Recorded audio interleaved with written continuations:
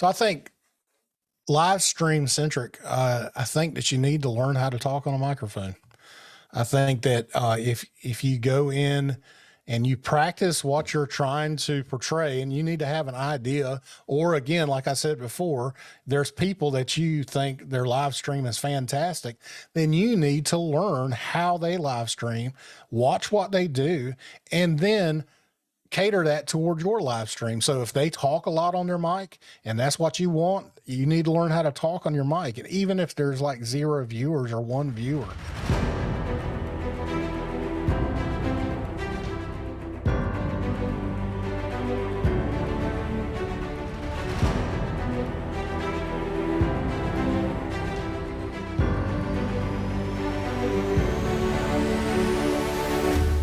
How about you can give us in your own words a quick, like, tell us, who you are as a content creator maybe first, and then we jump later into your Navy life. Just Okay, give sure. us a quick breakdown. Okay. So everybody knows for most part, I'm a Punisher in the Battlefield world, but in my content creation world, I'm the Frugal Streamer. So I've been teaching people how to live stream basically on a budget now for about 5 years. I have a YouTube channel, youtube.com/Frugal Streamer. And then of course I stream here on Twitch at twitch.tv/the Frugal Streamer YT. I think that's right. Anyway, so yeah, if you Google the Frugal Streamer, you'll find my YouTube channel and all that. But there I've been teaching free and inexpensive ways to live stream your content on gaming channels. And it's gaming, mainly gaming specific. I do kind of venture off into other different kind of content creations, such as podcasting and stuff like for, maybe churches or live events, that sort of thing. But it's mainly revolved around gaming and using software like open broadcast software and using, microphones, USB microphones and things that most people can afford. So, and that's, basically what I've been doing. I started out as a Battlefield creator, mainly recording gameplay, doing gun tutorials, and it kind of ventured into how to get the best performance out of your game and your PC at the same time. And that really kind of started around Battlefield 4. And slowly it evolved into me wanting to learn how to live stream myself. And at the time, there really wasn't a lot of, channels out there on YouTube. There's very few that really went into detail on how to start up your own live stream, especially when it came into doing dual PC live streams. And so I ventured in and did some research and asked for help from a couple of friends that you may know. Darkness 429, for instance, was one that reached out to me and helped me out getting started with Voicemeeter, something that they were using when they were getting involved in live streaming. And so I started learning Voicemeeter, and that was the first videos that I started that went into live streaming kind of centric content creation. Mm-hmm. And those videos really did a lot better than any of my Battlefield content. And so I started doing more and more, and slowly I started shifting my content from a Battlefield channel over toward live streaming. And that's how it got started. The videos just really took off. And then I think it was December of 2017, I finally just shifted, and my wife and I were downstairs and we were brainstorming some ideas. And I told her, I said, I just really want to show people how to do this for free without spending a ton of money. And she actually come up with the idea of the name Frugal Streamer. So that's how it got started. And here we are today. Your wife got the name? Pick the name up? Yep, it was her idea. Yep. That's amazing, because I wanted to ask actually a bit later, but maybe you just jump right into that right now. I wanted to ask, like, how was she feeling about, doing content creation and gaming? Because I know some folks, are not that supportive, but it feels like she was in all the way. Yeah, I wouldn't say she was in all the way at the beginning. There were some times where I'm gonna be honest with you. I actually prioritized gaming probably over my marriage, which it was a rough time in my life. And so going into this, she was kind of turned off by it, to be honest with you. But she was turned off. Yeah. I mean, but she was, cause she felt like I was dedicating more time to it, and understandably so. So at first she was apprehensive about it, but then as she started seeing the channel grow, and I figured out a way to manage my time better and focus more on family. And, then that was, how she was like, okay, we'll get on board with this and we'll support you. So, yeah.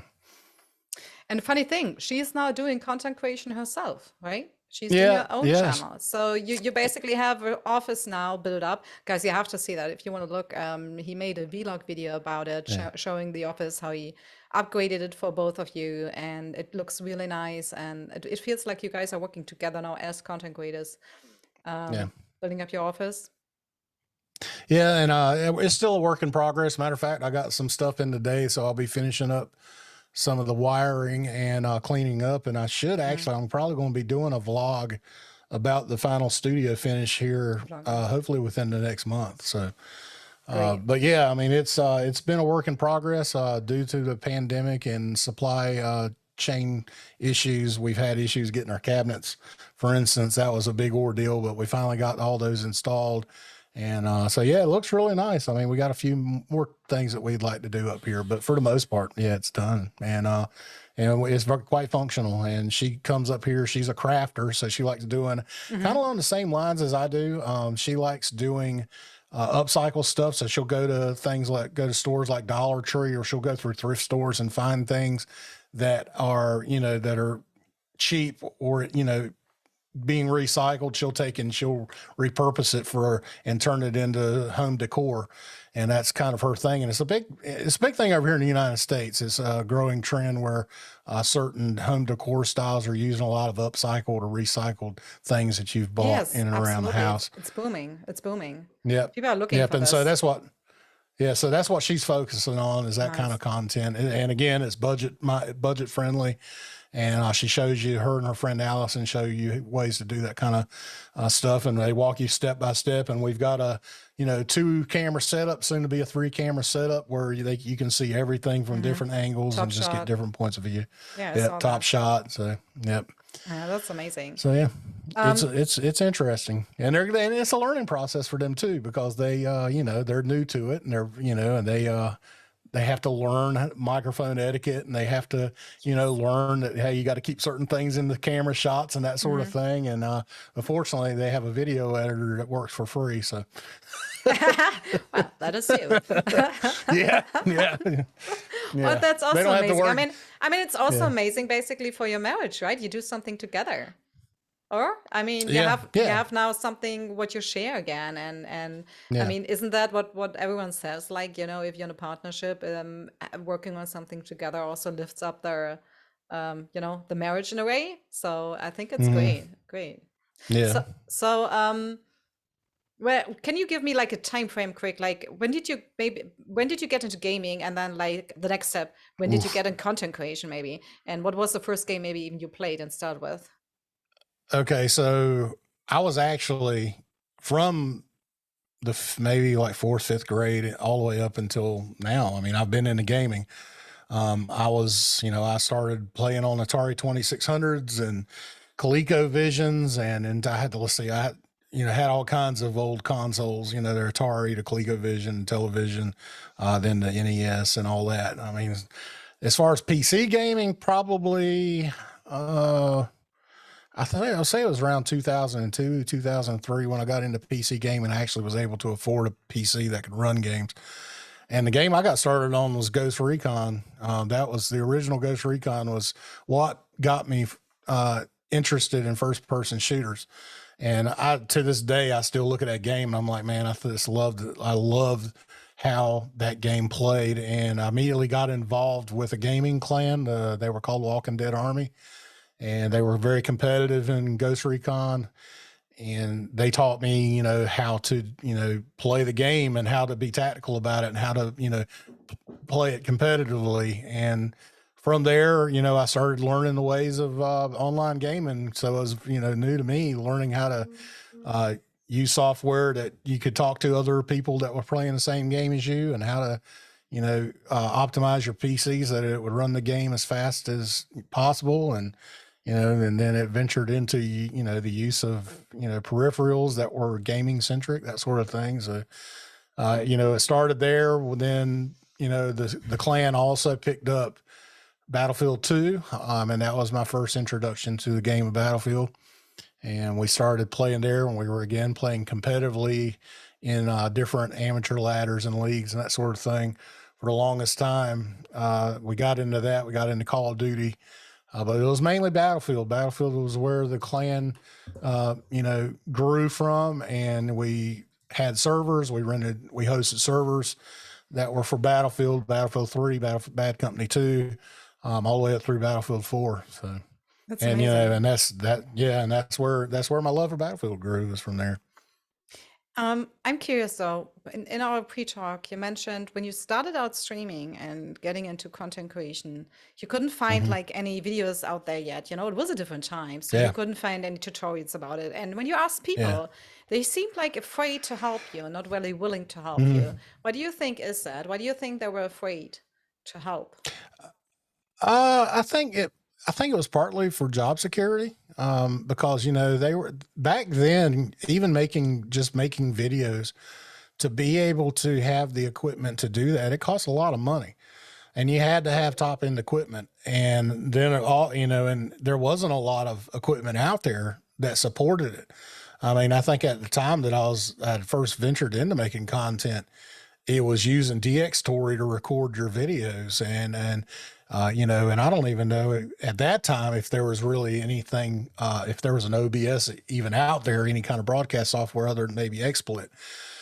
So once I started venturing into learning about live streaming, there was people out there that was sort of apprehensive about it, and they're like, yeah, and and it might have been the fact that I was just a small time guy that and they had a lot bigger numbers than me, and they just didn't want to, they didn't have the time, they didn't want to give the time, and some of it might have been job security, so, and that's all speculation. I can't confirm or deny any of it, but that's my thoughts on it. Yeah.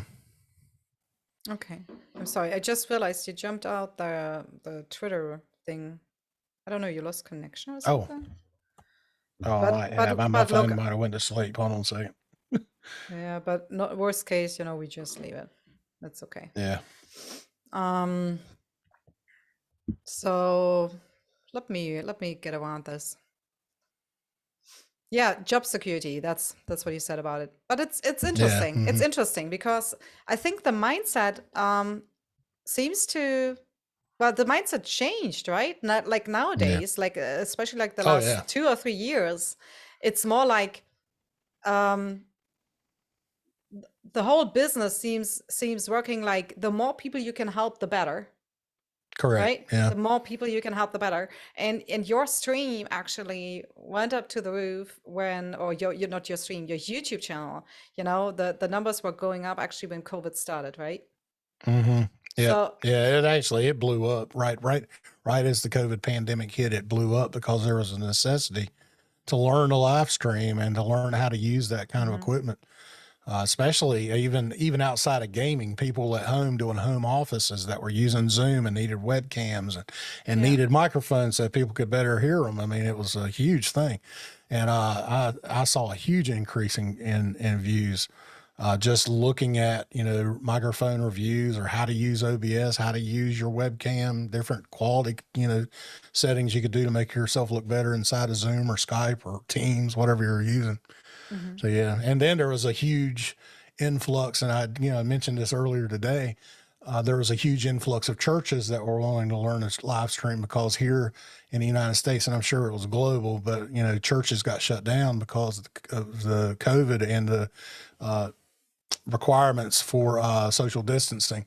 And so a lot of churches just went online only. And so that necessity again for being able to look for ways to live stream on a budget, because churches are definitely on a budget. They just can't go spending a bunch of money. Sure. They were looking for free ways to be able to get their services out there online on Facebook and YouTube, that sort of thing. So I think there was a big influx of views coming from that sort of content too. Interesting. And I didn't even think about like, for example, schools. I mean, all the people, who need now, help Yeah. with setting everything up. Yeah, schools is another perfect example. Schools are another way their teachers were trying to live stream their classes. So yeah. Did you at that point, how do you find your new content? Like, do you look into the questions from or the comments from your YouTube videos and find new topics to grind in there, how you can help people and make new videos about and new content, or how do you develop your content? So it's a couple different ways. I come up with ideas. Number one, I definitely keep my ear toward the news updates concerning the main pieces of software that I focus my channel on, mainly, open broadcast software, Streamlabs, and, say Voice Meter or any of the equipment that most people use like Elgato or AverMedia. So I kind of keep my ear on the news up there. I've actually got my social media set up for, so I've made news feeds and specifically for them so I can keep track of stuff that's coming out from them. A lot of it comes from the community though. My Discord, people come in, they ask for support requests and they'll say, hey, I've got this problem. And I don't know how to fix it. And I'm like, that would make a great video. Or, somebody on Twitter or even in the YouTube community feed will ask a question. I'll get, questions in comments and that sort of thing. And I'll look at that and I'll just write it down because it's a great idea for a video. I've had opportunities where people have said, hey, have you looked at this piece of software? Perfect example was a voice editor, a voice mod software that I just recently heard about, Clownfish. I'll be honest with you, many of you have probably heard about it already. I haven't. I've never heard about it, but somebody was asking me, hey, I'm having an issue with getting it to work with Voice Meter. And I'm like, what is Clownfish? And I go look into it. I'm like, oh my gosh, this is a great piece of software to go over for my channel. So expect videos on my YouTube channel on how to use Clownfish and various audio applications here coming soon. So, there's those options out there, and a lot of it is community driven, to be honest with you. And based on, news releases, software releases, hardware releases, that sort of thing. So, yep. Interesting. And what I found interesting as well, like as a streamer is, I mean, there are so many content creators out there who are doing this, but even though every video is different, like every time, like, for example, I try to set up, I mean, my situation is a little bit more complicated. Okay. I'm streaming on iMac. So finding videos for setting up an Elgato on iMac is like, well, a little bit more difficult, but anyways. Yeah. In the end, I mean, I watched, I think 5 or 6 different content creators to finish my setup. I didn't watch one, I watched 5. So I think there's enough. Do you think, like my question basically is, do you think there's enough room if now a content creator would watch us who's like new to content creation and has this fear of, well, there are so many content creators already out there doing it. Why should I even start it to begin with? Do you think there's enough space in the market to start something which, I mean, you probably already have done? No, I think there is. As a matter of fact, I mean, if you primarily using a Mac for streaming, I think that's a really wide open area right now. That's a huge niche in YouTube that could be filled by people that can take these free pieces of software and show you how to do them on Mac. I mean, personally, I don't have a Mac. I would love to have even just if I could get a MacBook so I could do content like that and show you how to do it. Because I'm going to be honest with you, Mac is a really good platform for doing audio and video and broadcasting. So, I mean, there's no reason if there was somebody that said, hey, I want to start up a channel, this would be a great niche for you to get into. And that's really the key to becoming successful on YouTube, within Find your own, niche. it's finding your niche and filling a void of content. And I'll be honest, there's not a ton of content out there right now for broadcasting on Macintosh. Yeah, that was very specific. It's a great opportunity.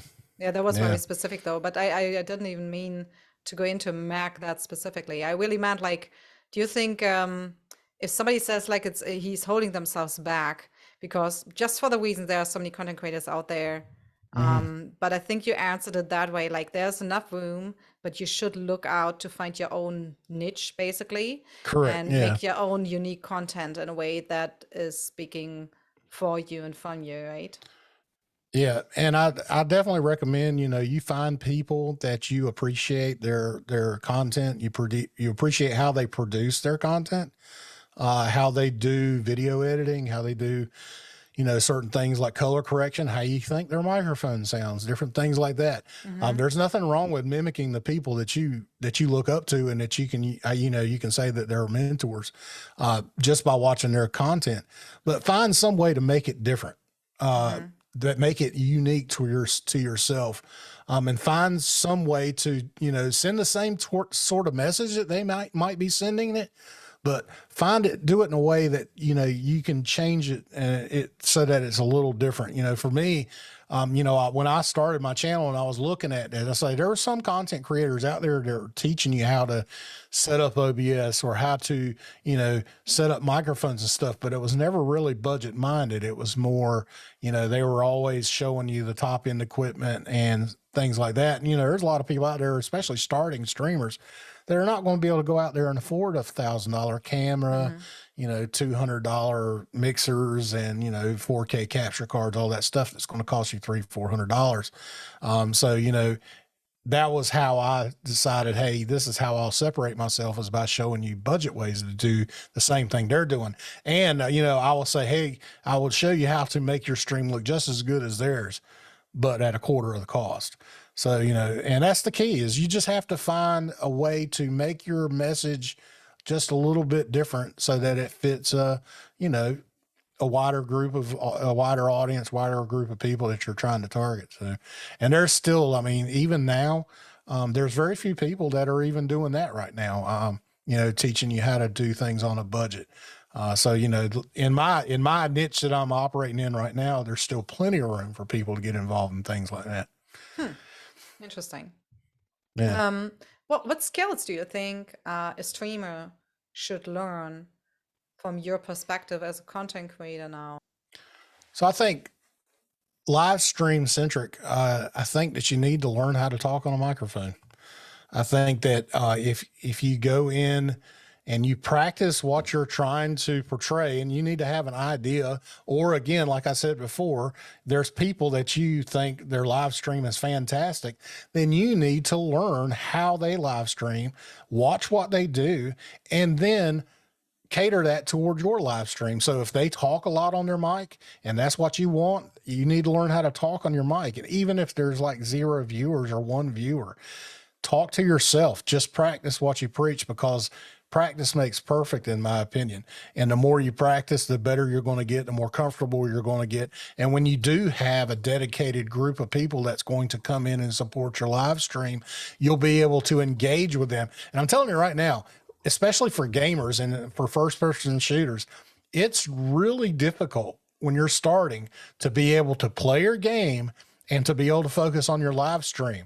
It is really hard for people to multitask like that. You see a lot of people, and I'm guilty of this myself, is I will play a game and I'll get so locked into the game, so engaged in the game, that I'll forget to talk, or I'll forget to engage with a chat. And 3-4 minutes goes by and there's people chatting and I haven't said anything. I've received a follow alert or a donation or subscriber, and I forget to acknowledge that, until 5 or 6 minutes later, because I've been so engaged in the game. So learning how to do things like that, being able to multitask and be able to engage with your stream while you're playing, that stuff takes practice.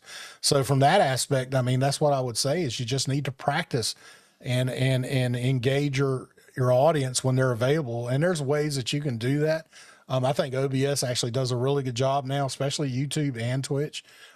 They provide chat widgets within OBS now that shows your chat all inside of OBS, so that it makes it easier that you're able to engage. Yeah, that's what I'm using actually.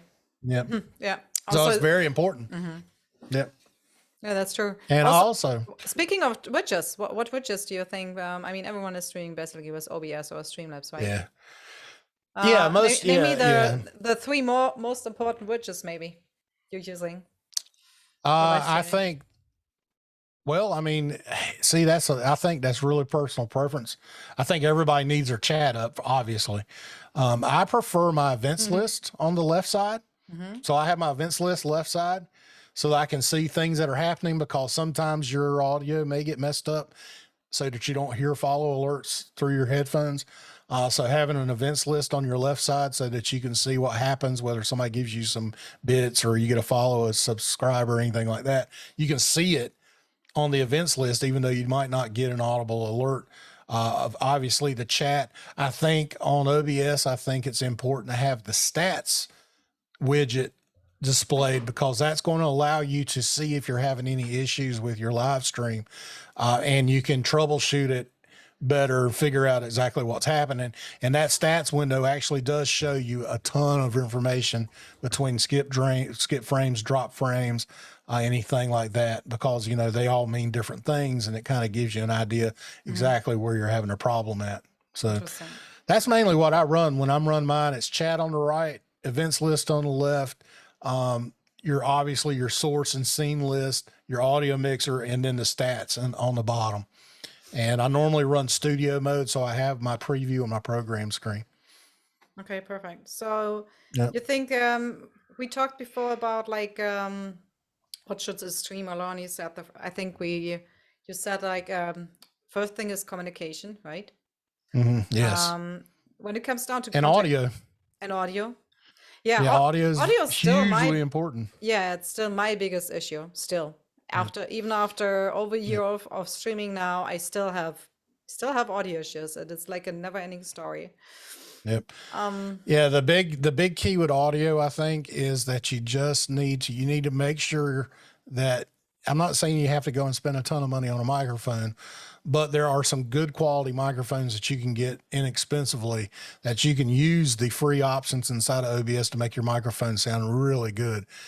And you have to think about this when people come into your live stream. What's the first thing that they're going to have in terms of whether it's going to be audio or visual?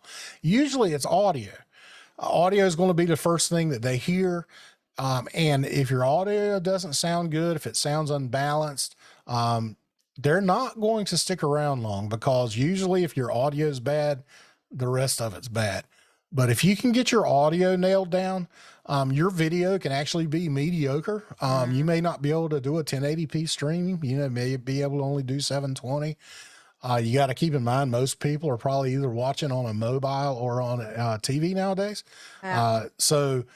So that's something, you may not have to worry as much about the resolution of your video, as long as you're sending a nice smooth feed so that people don't buffer and that your audio sounds good. I think your audio is key to everything. Yeah, true.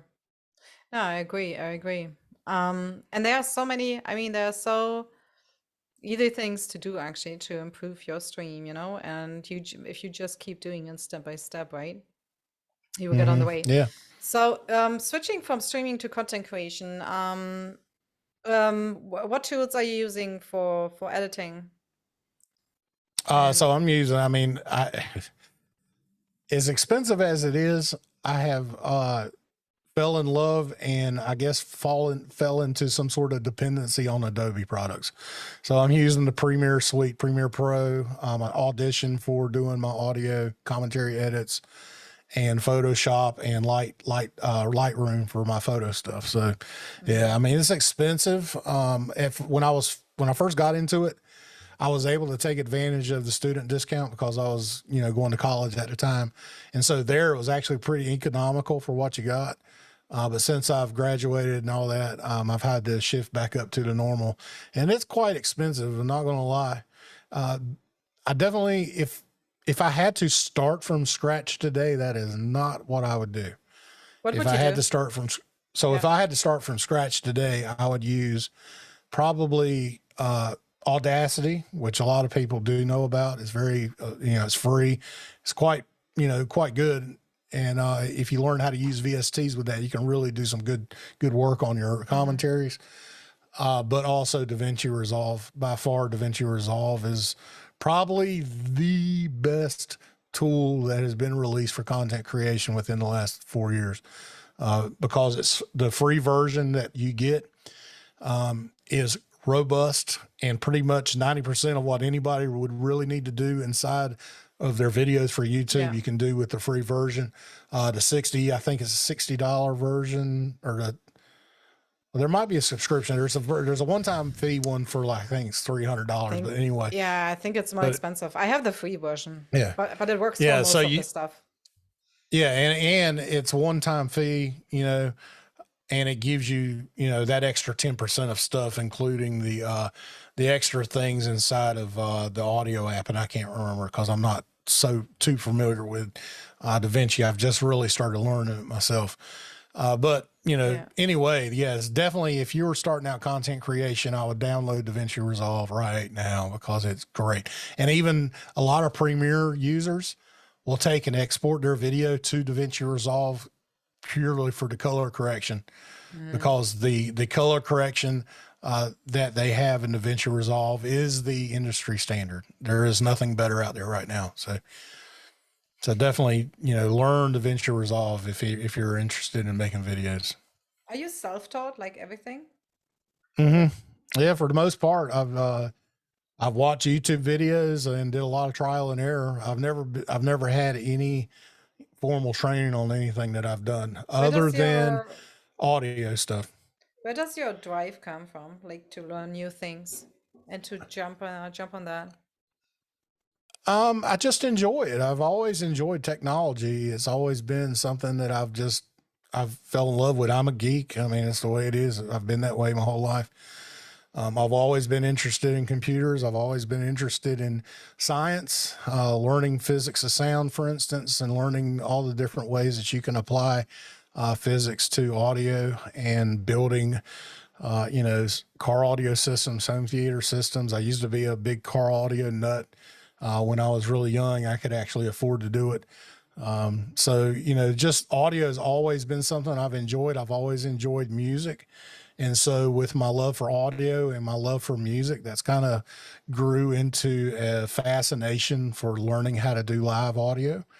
And so, you know, and with that, I've now been able to work with stage companies, work with different audio companies locally, and do festivals and do concerts. I've taken that knowledge that I've learned from there and been taught from there, and use that here locally for my own church. So I'm a media lead there now. So I've just always enjoyed audio, music, and different ways that you can use audio. And even with my military career as a sonar tech, you had to know physics of sound and how that how that worked within the realm of water instead of air. But the physics are still the same. You just have to account for the speed of sound in water versus air. That's really the only difference. Interesting. How do you feel about streaming on Twitch these days? Did you ever think about switching from Twitch to YouTube completely? Yeah, so yeah, it's interesting. Especially now with the way the moves that YouTube's done to get some really big creators over on their side from Twitch. The Tim the Tatman move was huge. That really actually caught me by surprise, seeing YouTube offer some big time money, and I think that's good. Because for a long time, Twitch has been the big boy on the block. You know, it's been the bully, and everybody else has just kind of been playing catch up. And I think we're finally starting to see YouTube make some serious moves to where, you know, I think probably within the next 5 years, we're actually going to see YouTube become the major platform for live streaming. I was about to say, you say like Twitch is the big bully, but I mean, in the end, YouTube is Google. I mean, correct. Yeah. I mean, you're right. Now, I mean, YouTube is a far bigger platform, but in you know, in terms of content creation as a whole, but for a long time, Twitch has definitely had the market when it comes to live streaming specific I content.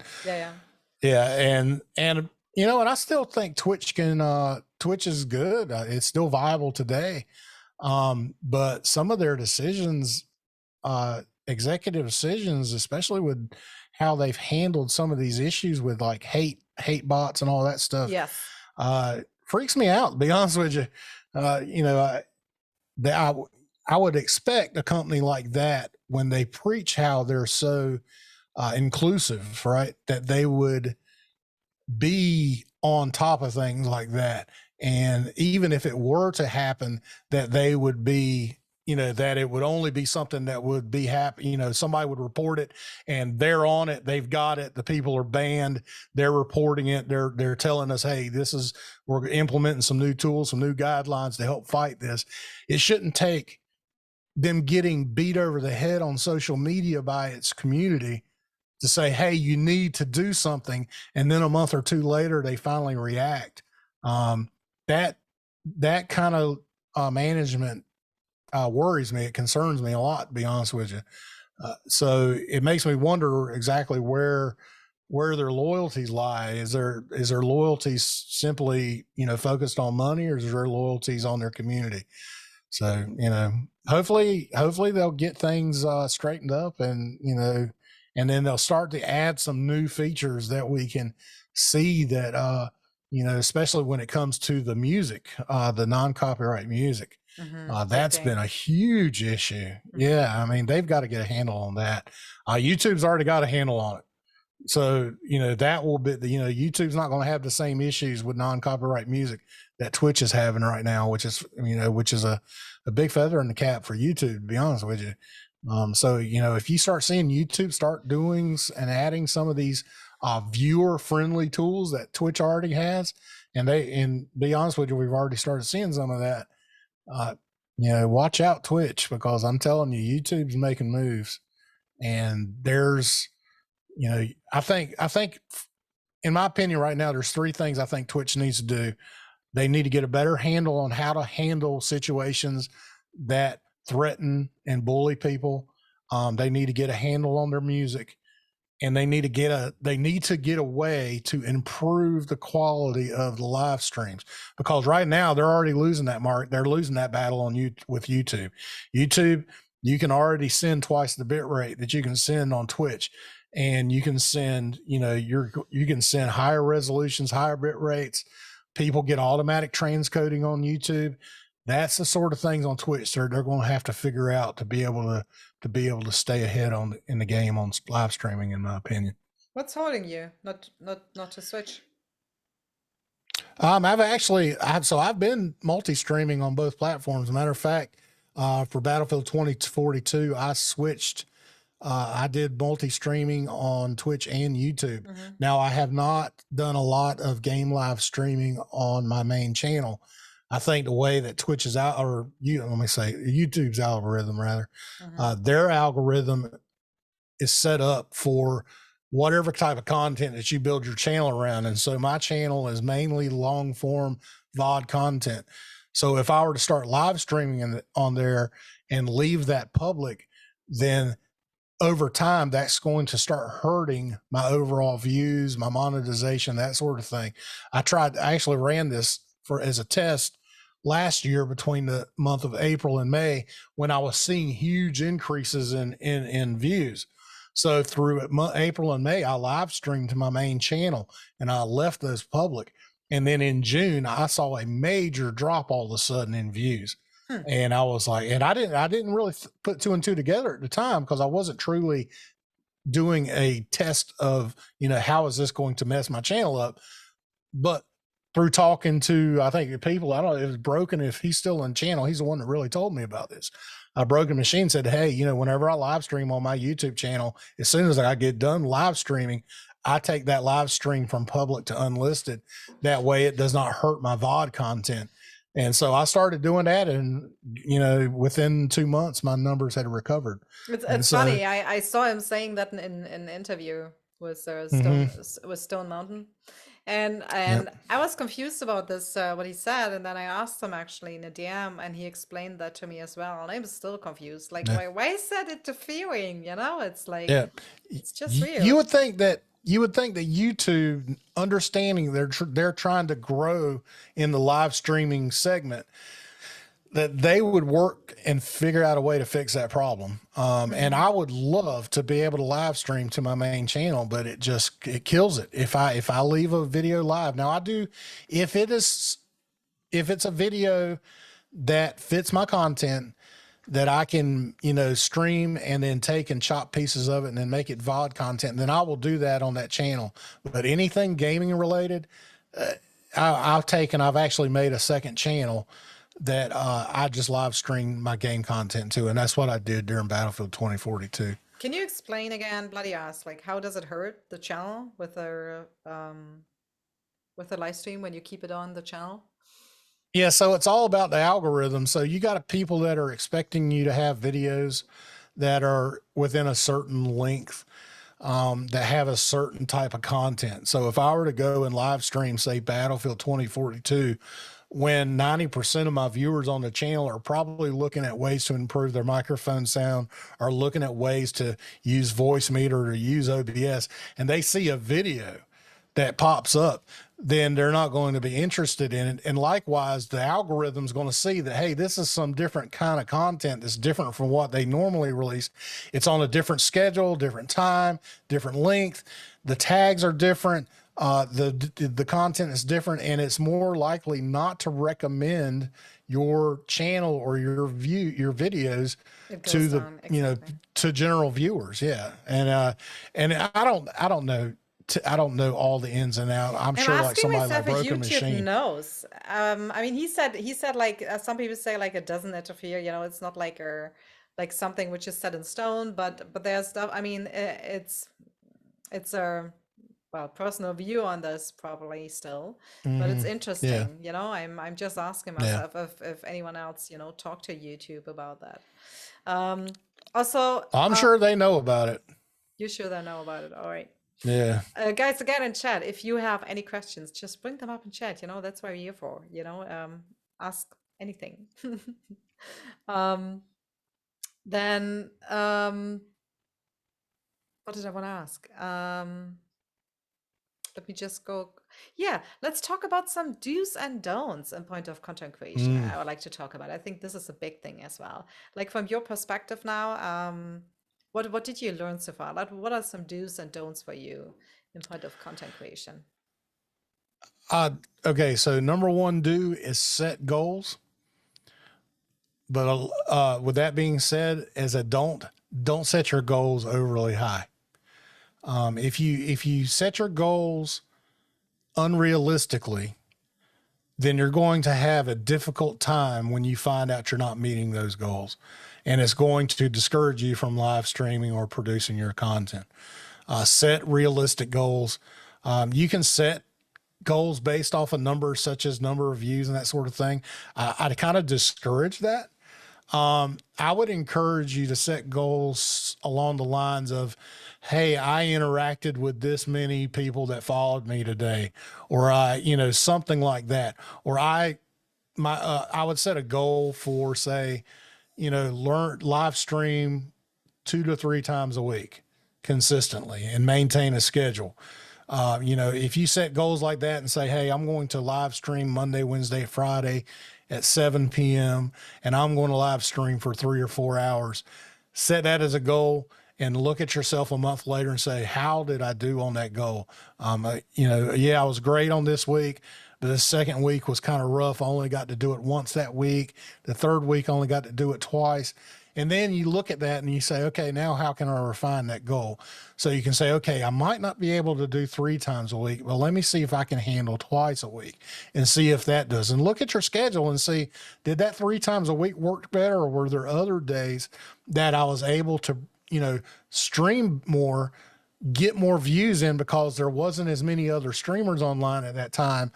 And then readjust your goals based on that, and then do nothing but improve. I mean, that's the way you're going to improve. You set realistic goals, you analyze how they've done after a period of time that you've been able to use those goals, and then you reevaluate and you readjust as necessary, and then you keep moving forward. That's the biggest do, I think, in terms of and that could be videos, live stream, it could be anything, to be honest with you. So consistency, basically. Consistency is huge. Goal setting. Definitely. Yep. Goal setting, making a schedule, sticking to that schedule. There's going to be some adjustments that are going to have to be made with that, because, when you first make a schedule, you're truly not going to have any idea whether or not you're going to really be able to meet that 100% of the time. But you'll find that you can live stream a couple times a week, and keep it, regular. So, because you got to think of it like a TV show. People expect you to be online at a certain time. And if you're consistently there and they're going to come and show up, say if it's 7 p.m. when you hit the live, go live, they come on at 7 p.m. and you're there, then they're going to come back, and support you. But funny story, same interview. By the way, Broken said a few points there as well. But I'm coming to that in a little bit. But funny story.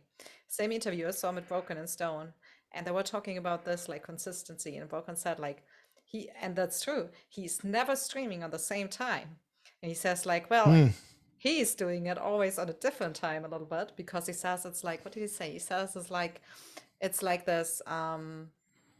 He's trying to build up like a hype of when he's going to be live, you know? Oh, okay.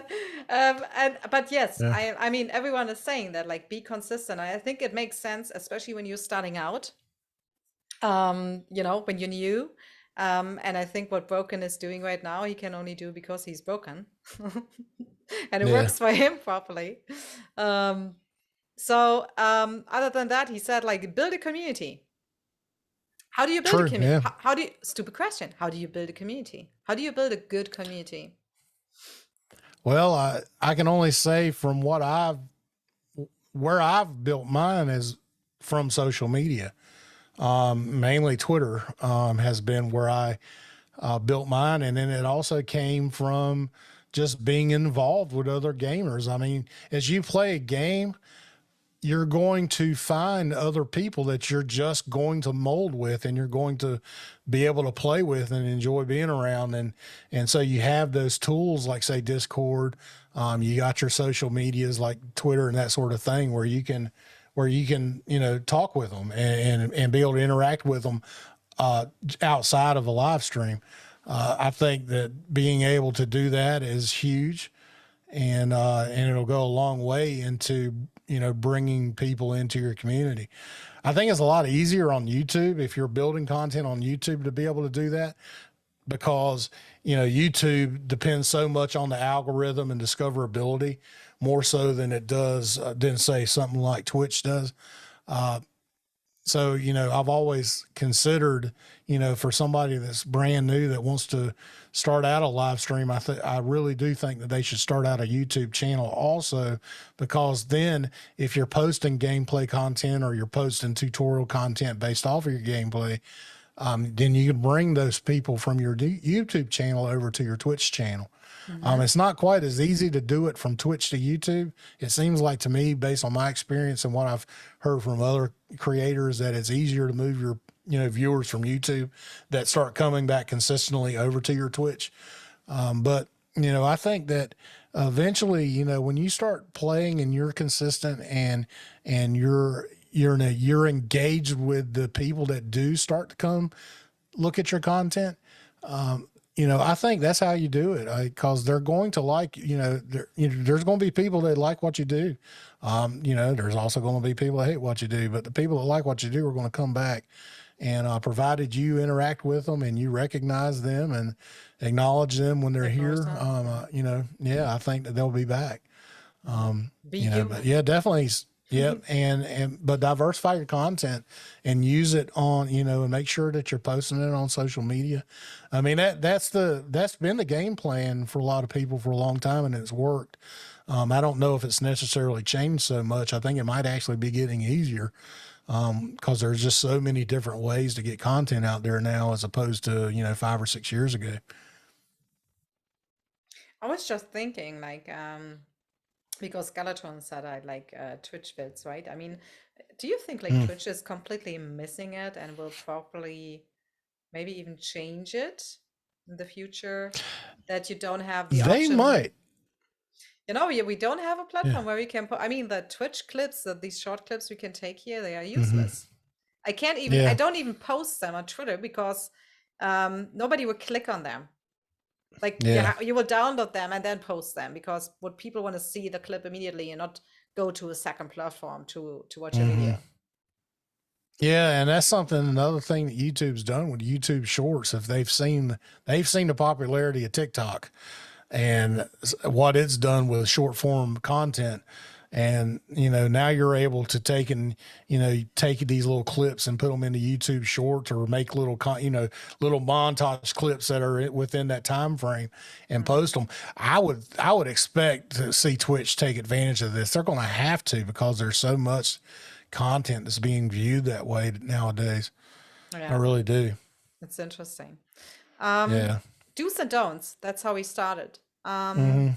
Any other topics? Well, what did we have so far? We had Yeah, consistency, consistency, realistic community, goal setting. Yeah, realistic and I goal would agree with. setting. I These are saw do's. Broken said in the Yeah. yeah, I saw something Broken said. He said that setting a goal for viewer counts is a path to misery, and that Yes. is true because Yes. you're just going to get disappointed. I Yes. mean, you really are because you're never going to meet that goal. I'm gonna be honest with you. You're going to stream for Also 3-4 focusing on hours a day numbers. for weeks and weeks. Focusing on Yeah, numbers yeah, will focus just on, depress you. Like yeah, it is. I'm It is like depressing. like what I mean, do you think okay, what can you focus then on when you're not focusing on numbers, which gives you the 10x of getting forward? What should you focus on? I think you should focus on the quality of your content, and then again, focus on your ability to present it. Again, learning how to talk, learning how to interact, even if that involves you talking into a mirror because you're going, you're going to have 0 viewers on your channel, but you still interact as if you had, 20, 30, 100 people watching you. Again, practice makes perfect when it comes to that. I think setting goals for, again, stuff that you have control over. That's what you have to set. You don't have control over the amount of viewers you're going to get eventually. You don't have the control over getting an affiliate or getting a partner status in Twitch within a certain time frame. You just don't have that kind of control over that content. But you do have control over the equipment that you have, the quality of your audio, the quality of your video, how you present yourself, and that could be how you set up OBS in terms of your graphics, how you use music, how you interact, and how you give the viewers different kinds of tools that they can use. I think if you really want to see, and I'm one that will plug other content creators that I think are ingenious when it comes to how they use tools for OBS. And one of those that you really need, and I'm sure most people probably know this guy, but his name is Nutty. On YouTube, he is probably the one that has the most unique ways to give viewers control of his live stream. And he has all kinds of crazy different things that happens, when people use their channel points and that sort of thing to change his live stream. Those are kind of things that Nutty. Yeah. Nutty. Yeah. Just type in Nutty in YouTube. Nutty, try to find him and put the link in chat if you find him. Yeah. He's one that is quite innovative, when it comes to using all kinds of, and he does use a lot of free tools. He does a lot of scripting and stuff. So you gotta, he does some pretty advanced things. Spell him out quick. Spell him out quick. Yeah. Nutty. Yeah. There you go. Yeah. One Harry's got it. Yep. Okay. Yeah. And he's funny. Yeah. That's another thing too. Is Jada just said that he's funny. His content's hilarious.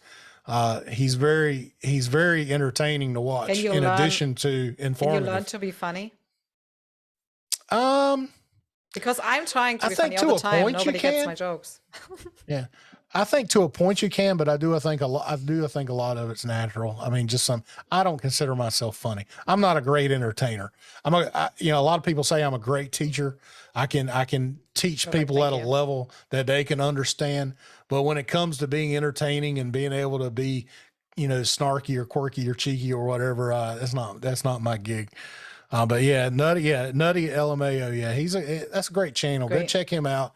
Definitely some advanced things that he's got going on with OBS there, but it's a great thing. It's a great goal to set yourself. Say, man, I would love to have a live stream that is that interactive, because the viewers go there, they're entertained. They can really screw with him on his stream, which is really funny. And he does a lot of really innovative things. So definitely go check him out. It will do. Speaking of which content creators do you look up to, or did you look up to maybe in the beginning and now I don't know? So there's a couple for microphone specific stuff. Podcastage. His name is Bandrew. That's a great YouTube channel, if you really want to get an unbiased and high level opinion on a microphone, that's really mostly audio interfaces, microphones is his main gig. And he pretty much, if a microphone's coming out, the companies are sending him a microphone. There is a guy that does voiceover work. Let me try. I'm trying to remember his name right now. Delgado. His last name's Delgado. Anyway, so this guy does voiceover stuff. He does a lot of microphone stuff. He goes a little bit more into, he'll do microphone reviews, but he'll also teach you about how you can tweak your microphone to make it sound better. I think his name's Mike Delgado, if I'm not mistaken. He's another great one. As far as streaming goes, I used to watch Alpha Gaming a lot. I don't really watch him a lot anymore. I don't know. I disagree with him on a lot of things. Let's see. Epos Vox. I like his opinion when it comes to video cards and capture cards. One of the big ones that I really appreciate, and he's an underrated guy, and if you really want to learn about PC hardware and how you can cater that toward your live stream, is Chris Coalition Gaming on YouTube. He is one that I think is fantastic. He does a lot of AverMedia products. I think he might be an AverMedia partner. So you'll see a lot of AverMedia products on his channel, but you'll see a lot of budget products too. But he does a lot of PC builds, and he's a pretty straightforward guy. So very informative, a very good guy. I like him a lot. We've done some collabs here in the past, and I like working with him a lot. So definitely go check out Coalition Gaming. He's a great content creator, mainly, for PC stuff. And he's got a really cool setup too. And he does live streaming, I think, every Friday night. And you go check his live stream out. He's got a really neat setup himself. And those are the kind of things that I think is important. It's going and finding people and you're like, man, look at what they've done with their live stream. Or you go, how did they do that? And then you go and you can research it through YouTube. You can reach out to them. They might even be able to tell you if they're willing to do so. And a lot of them will tell you, hey, this is how I did it. I'm using this capture card, or I'm using this protocol or anything like that. But yeah, it's really cool. We will put all these links later in the Discord, guys. If you want to catch up and interested, we will put these links in the Discord just to keep you guys informed. All right. What else? We had a lot of do's now. Do you have a couple of don'ts? Like absolutely don'ts? Yeah, don't be toxic on your live stream. Why? I mean, it works for some people. It does work for some people. I just personally, that's the kind of community I don't want to attract on my Twitch, because usually in the end, it can bring about some bad things. What? Give me an example. What can happen if you have a toxic environment? Well, I mean, you can get shut off from opportunities from, say, studios that, the game that you're playing would love to have your opinion on how the game is playing, but because you're constantly trashing them on social media and telling them how their game sucks, they're less willing to work with you and they don't want to listen to you. That's a great example. Yeah, that's a great and I'm example. not going to name any names out there, but I'm sure many people could probably figure out a couple of people that work that are within the Battlefield community that are really solid players and have a lot of perspective when it comes to how the game works, but because of their message, it ends up turning a lot of people off, including the developers. So, yeah. Toxicity is definitely a big point. And the other thing is that, like, do you think it's important that to realize that when you're a streamer, it doesn't matter how big or small you are, you're influencing other people,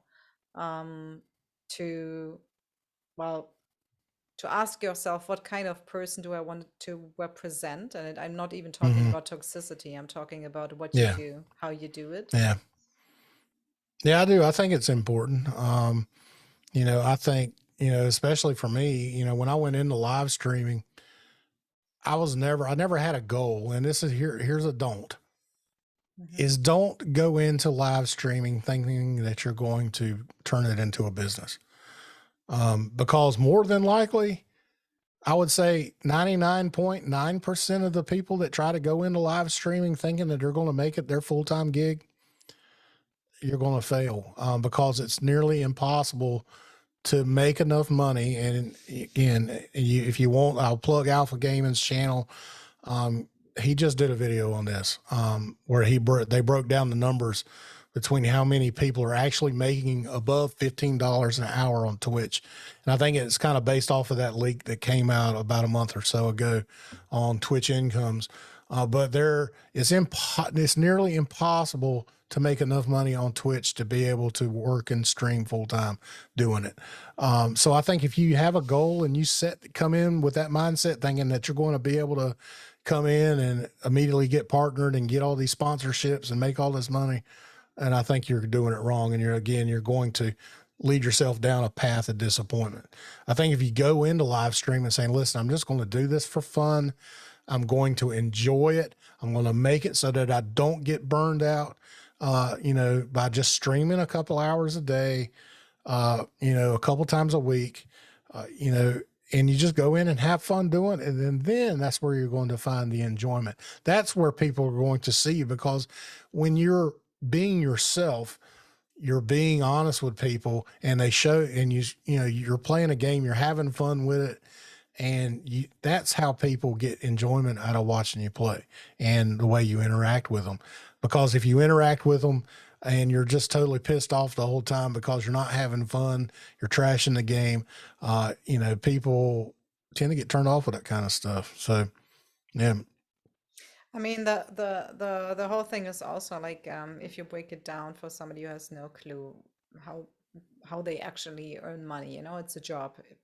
The few people who actually can live from it. Then live streaming is only a small part from this business. What are the other parts? Can we break it down quick? So I'm sorry, say the last part again. Okay, let's break down somebody who can live from content creation, and streaming is just a small part. So the other parts are properly. Oh, definitely their VOD content and sponsorships. Yeah, they got contract deals through companies. I mean, that's the way, some of these big time guys and, guys and gals, they've diversified their monetization through different methods, through video content, sponsor deals, affiliates through, say, Amazon, for instance, where people are clicking on the gear listed that they have, and they're getting kickbacks from Amazon, that sort of thing from that. That is, that's a lot of the ways that people do it. And then, of course, being smart with the money that they make and reinvesting it in ways that they can get return on. Exactly. Yeah. Video editing, social media postings, booking. So you learn a lot. You learn a lot through your content creation, that you can transfer into other avenues. A perfect example, and one I do actually watch a lot, is Harris Heller's video editor, Sam. So he me too. is, he was a small, I love his videos, and I think he's fantastic. So he, used his video editing. Of course, he did go to school for it.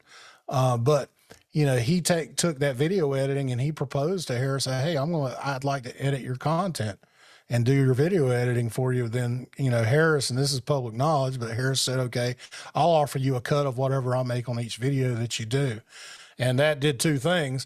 Number one, that incentivized Sam to make as good a quality content as possible, because then, get a good cut. If his videos are better, you get more views, his money increases, right? Yeah. And then that also helped Harris, because now he had somebody that is editing for him. He can take more time now to focus on other ventures that he had in his head, or to sit there and simply focus more on the content that he wants to make while somebody else is video editing. Because I'm going to tell you what, it is very difficult as a full-time, employed person such as myself with a family and all that to record video and then go through the whole editing process to get it published. It takes a lot of time, especially editing. People don't understand how much time editing can consume, especially when you're just trying to nail down your whole workflow on how you're going to edit your audio, how you're going to record and organize your videos, and get all of that stuff organized so that you can smoothly go in and edit all that stuff and get it published in a reasonable amount of time. It takes a lot of effort and a lot of time to get that nailed down. How long do you take? How long does a video take for you? Like, can you give me like an average? Yeah, so if I'm doing, well, I'll take, for example, I did a gear review for an Asus optical keyboard. That was about maybe 3 or 4 months ago. That was a heavily edited video, and it took me, I would say, probably about 8 hours of actual sit down editing time, between 4 to 8 hours for something like that, where there's a lot of cuts, there was different angles, a lot of B-roll, that sort of thing. A simple video, like if I was going to sit down and say, hey, here's I just did an Elgato wavelength video just talking about the new beta update. That was simply going in, pushing record, recording my camera, and then swapping scenes over to my stream PC with my little webcam down at the bottom and walking through the software. Not a ton of editing there. There's some cuts where I screwed up the commentary a little bit, so I did some little cuts there. And then there were some cuts where I zoomed in and out, did some effects there. And then, of course, just, doing the audio editing for the commentary track. That was taking me maybe an hour. So, cause there wasn't just a ton of stuff to do there. Yeah. It was almost like I was live streaming it, basically, but I also wanted to, cause there's a lot of people that when you're zooming in, when you have a piece of software and you keep it in, a single frame the whole time, you don't zoom in or whatnot. Some people would rather you zoom in on a specific area where you're showing, certain selections and that sort of thing. And so I make sure now that I try to do that as much as I can. So that takes a little time doing that, but Premiere Pro makes stuff like that really easy to do. So it doesn't take a whole lot of time in editing. Also, sometimes, I don't know if you do it, but I do it sometimes. Sometimes you start projects and then you're stuck a little bit and you let it, lay down, how you say, like lay off, just lying around, for a couple of days, and then just you let work it on it sit. again. Yeah. Mm-hmm. Yeah. So I've been doing that. It's funny you mention that. So, Restream, I've actually got a partnership deal with Restream where they want me to do a series of tutorials. And the funny thing is that they reached out to me in January. It's now October. And I'm finally starting to work on the videos. And there was a lot of things involved in that, including getting dumped with gear by Elgato. But, it was something I was like, I'm gonna be honest with you. When I first accepted the deal, I was wanting to take a break. I was burnt out, to be honest with you. And, I was like, man, I was really finding a hard time to find the drive to get the videos done. So I've just started working on those, and I've worked on them a little bit, and I've done some things. I had some initial ideas of things that I wanted to do, because they're not videos like an advertisement. They're actual tutorials. So they're going to show you how to use Restream's functions. And some of the things that I wanted to do is I wanted to take and actually use other people, invite them in to their studio app and show off how the studio app works, because it's really a great app for things like this, to be honest with you, for podcast. So, I wanted to show that off. And so getting people involved and finding the time to be able to do that took a little bit. But that was one of the things where I would record a little bit, and I have a specific folder for current projects that I'm working on. And I've had all these little clips that I've put into that folder, and it's slowly built up enough where I can finally start putting everything together. So, and that's actually what my next project is to get the Restream stuff done, or at least some of it. That sounds amazing. Definitely interesting. I definitely will watch that, because I wanted to get in that as well. for gaming. Yeah, so Restream and Restream, it's funny because there's a lot of these companies that's come out with a very similar thing. I think Restream is one of them where they've produced a studio app. Twitch Studio, for instance, is also one. It's a very similar setup. And then Melon, which is part of Streamlabs, is another one. And they're all very similar in design. They all work basically the same way, where they're basically taking webcams and setting them up as sort of a vodcast kind of thing, and where you can add in your overlays and add in, and it's got certain AI, like AI background removal, that sort of thing built in. So they're pretty neat, but the problem with a lot of them is the subscriptions sometimes can be a little hard to bite off. They're a little expensive. So it's kind of difficult for me to recommend some of them on my channel because I'm so budget minded. But Restream's really good because there's a lot of great free content that they provide for people, and including a lot of the stuff in their studio app that's really free and it works good.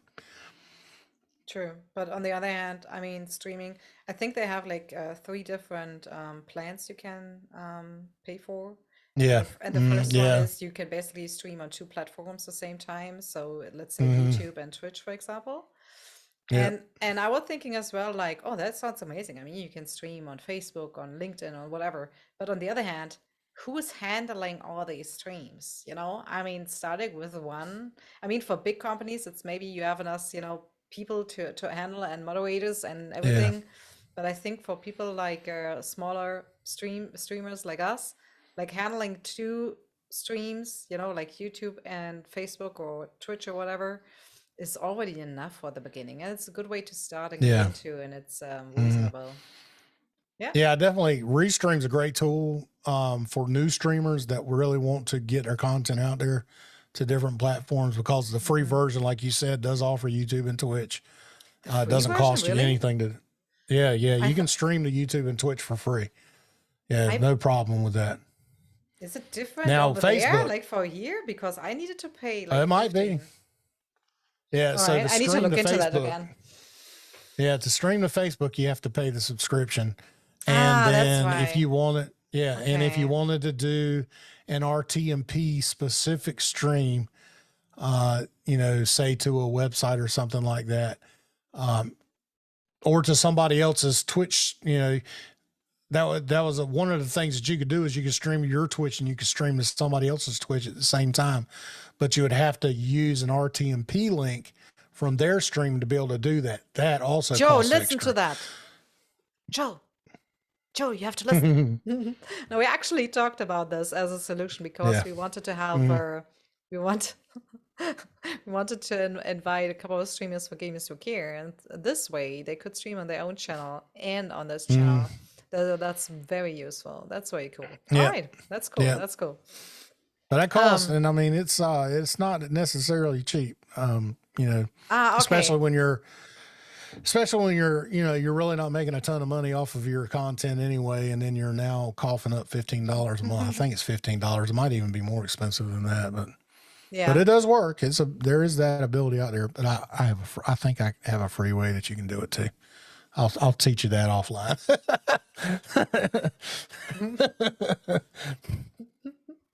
All right, let's go to the next question. Yeah. I think you know what? Let's because we are running out of time otherwise. I don't know if you have anything to add in point of content creation. I would just say, like I said, set realistic goals.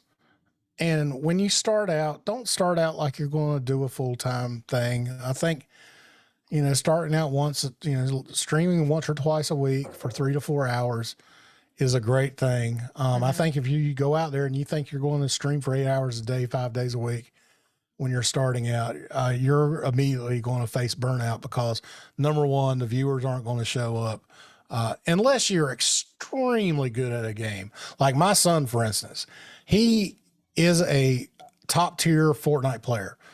He was one slot away from going to the World Finals in New York.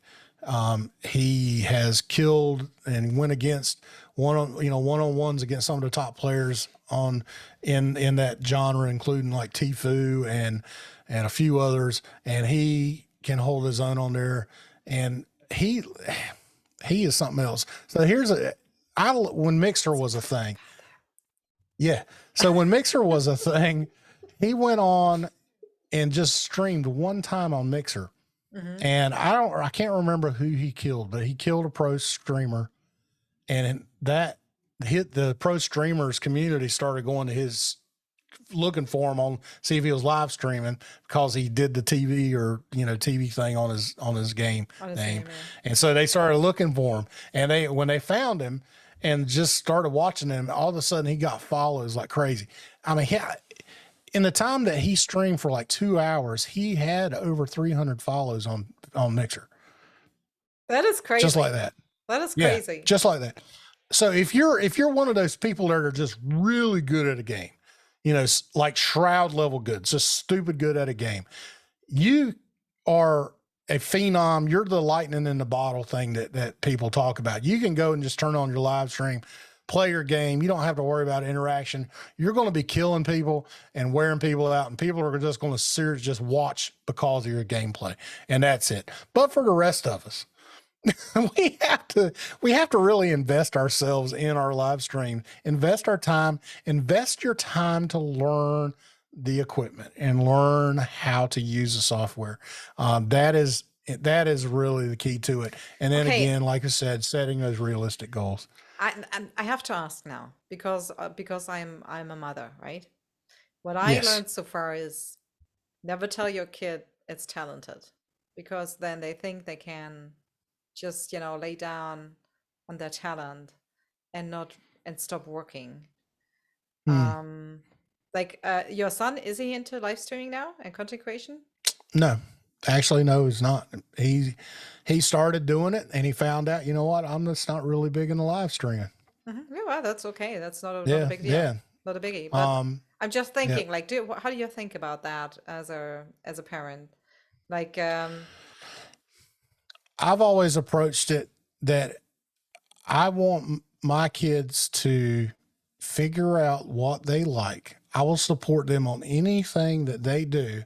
Mm-hmm. But I want them to also recognize that if they see that it's not working for them, they need to make the decision to step out of it. Especially when it's something like, say, for instance, PC gaming, where it can be quite expensive to get into. Now, he still PC games all the time, but he's actually matured a lot, even within that. I mean, I guess that was almost 3 years ago now, but he's matured a lot since then, and his goals have changed. His focus has changed.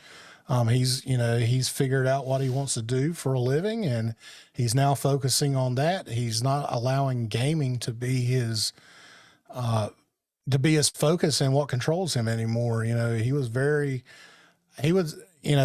much like me when it came to gaming, where it was pretty much all he ever did. And it kind of hindered his schoolwork a little bit. But we started saying, look, we got to refocus ourselves here. We got to limit our controls, and I, had to be a parent and give him restrictions and say, hey, you're not going to game 10 hours a day, 8 hours a day. You're going to limit it to an hour or two a day, provided that your schoolwork's done. And, you're going to focus on what's really important in life. And for us, that was family, friendships, and our church, so, whatever revolves around that, and so he's done a lot better, and, and he's now focused full time. He's got a girlfriend that he thinks that, might be his wife. And, I'm proud of him. I'm just proud of what he's done. I'm proud of what my daughter's done. I mean, she's focused. She's full-time working now. And, she was never a gamer really, but she's also had her own things that she's also devoted a lot of time to. She loved cosmetics and doing makeup, that sort of thing. Mm-hmm. But she's definitely focused now that she wants to get into the travel industry. So, and I fully support her on that. I'll support whatever endeavor they want to do. I'm not going to force them into doing anything that they don't want to do. You know, say for instance, you see a lot of families that get into sports and that sort of thing. And, you know, kids might enjoy a sport, but they might not want to play it competitively. And you see a lot of kids get, you know, burned out on that. It's really just listening to what your kids want and allowing them enough freedom within the controls of what they should be able to do, and see what they like, and they'll learn to like what they like, and they'll learn to dislike what they dislike. And Great. and you know, you just hope and pray that they take the right direction and they find something that they're passionate about and they go with it. And fortunately, I think for both of my kids, they've both done that. So Amazing. That's I'm happy for you. That's great. Let's switch to the other big thing in your life. Why did you join the Navy? Yes. So I joined the Navy. That's a good question. So I lived in a little town in North Carolina. It just so happens to be the birthplace of Pepsi Cola, but it is still a small town in North Carolina. And there was really only a couple ways to be successful in that town. And it was either you're a doctor, you're a lawyer, or you're a landscaper, because it's a retirement community. A lot of people go down there and retire and they play golf. So if you knew how to build houses, you knew how to, you know, care for people in terms of medical, or you're a dentist, or you're a lawyer, because a lot of people need lawyers down there for various things. I mean, that was really it. A lot of people like me, to find success, you had to move out. And unfortunately for me, I was a derelict when it came to high school. I didn't, high school and learning was not my focus. It was girls and surfing and skateboarding and, you know, alcohol and, you know, dabbling with drugs and all kinds of crazy things like that. So, when it came to time for me to figure out what I was going to do, the real easy solution was, hey, I'll join the military. So anyway, so I joined the military back in 1991. It was August of 91. And I went in initially wanting to be a corpsman.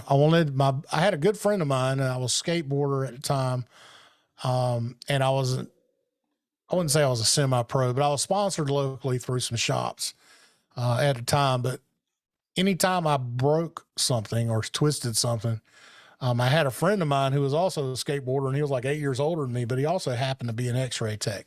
So he used to sneak me into his office and take some x-rays at night to check my feet or check my ankle or whatever to see if I'd broken something. But I always thought, because I mean, let's be honest, money talks. He had a nice house. His wife was an RN. They both made really good money. And I was like, man, an x-ray tech sounds like a great job to do. It's not totally nasty, you know, makes great money, something I was going to be. So I was like, well, I'll join the Navy. I'll become a corpsman. And then I'll get into the x-ray tech. So I'll go to boot camp, or I go to sign up, and they're talking to me about being a nuclear submariner. And I'm like, yeah, I don't know. I'll test for it. We'll see what happens. I'll go and test for it. I qualify for the nuclear program. But then I started doing a little research, and I'm like, yeah, I don't think I want to be a nuclear guy. So they were like, well, what about this? And they said, we have this advanced electronics program that's going to give you $6,000 as soon as you graduate A school. And I was like, but I'd really like to be a corpsman. They're like, well, if you go to corpsman, and we're not going to give you that $6,000, you're just going to get out of A school and go do what you're wanting. We'll also, when you get out of A school, we're going to automatically make you an E4, a petty officer third class. And I'm looking at it, and I'm like, wow, $6,000, that'd be really nice. Automatic E4 coming out of A school. Sounds like a plan. Let's do it. Right. So they had the option of being an electronics tech, a radioman, or a fire control technician, or a sonar tech. And I said, well, I had watched The Hunt for Red October. Of course, and this is aging me a bit, but at the time, The Hunt for Red October I think it had maybe been out for a year or so. But in that, you know, one of the main characters was Jonesy, and he was a sonar tech. Yeah, he was. And I was like, man, that'd be a cool job to do. That guy was cool, right? So I was like, all right, I'll be a sonar tech. And so I joined the Navy to become a sonar tech. Did the film meet your expectations? Yeah, well, here you go. So it's when it comes to movies like that, and pretty much anybody in the military can attest to this, but when it comes to movies that are military centric, whether it's an Army movie, a Navy movie, when you're in the Navy and you've done that and you've seen it, you are very critical. So my wife hates watching movies with me when it's related to submarines, because all I do is like, oh, that's not gonna happen. They wouldn't do that. Come on, that's not right. Like, so there was a movie, I can't remember the name of it. There's a movie with the latest movie that Gerard Butler was in. It was a submarine movie and he was a captain. I can't remember. It's actually a really good movie, but there was instances in there where there were some things going on and I'm like, that's technically not right. So they were showing, like, with them doing angles down in the movie, they were leaning the wrong way. Mm-hmm. I'm like, that's not how it should be. So it was little things like that. My wife says, I hate watching movies with you because you're so critical of these submarine movies. Hunter Killer. So I'll say this one thing. Oh, yeah. Yeah, Hunter Killer. Yeah. Hunter Killer. That's it. Okay. And actually, it's a really good movie. Really good movie. And they did a good job at mocking up the control room of a Virginia class. If you want to kind of see what a Virginia class submarine looks like in the control room, go look at that movie. They actually did a really good job at mocking that up. Will do. Which goes into yeah. Oh, so does my wife. She loves that guy. Oh, that's why we're watching this. Yeah, I'm telling you. So anyway, I wanted to caveat this with another thing. Everybody always asks me, what's the best submarine movie out there? And to this day, and the reason behind it is because the culture in the movie, and pretty much every submariner will say this. I would say a good 75% of the submariners will say that down Periscope, if you want to see submarine culture, go watch down Periscope, because some of the stuff that we do on a day-to-day basis to keep our sanity while we're underwater, we do some stupid, crazy things that we screw with each other. Give me some examples, because that was actually one of my questions. I will ask in a bit. All right. Okay. So here's a story. How do you keep your sanity? So we, oh man, how can I keep this PG?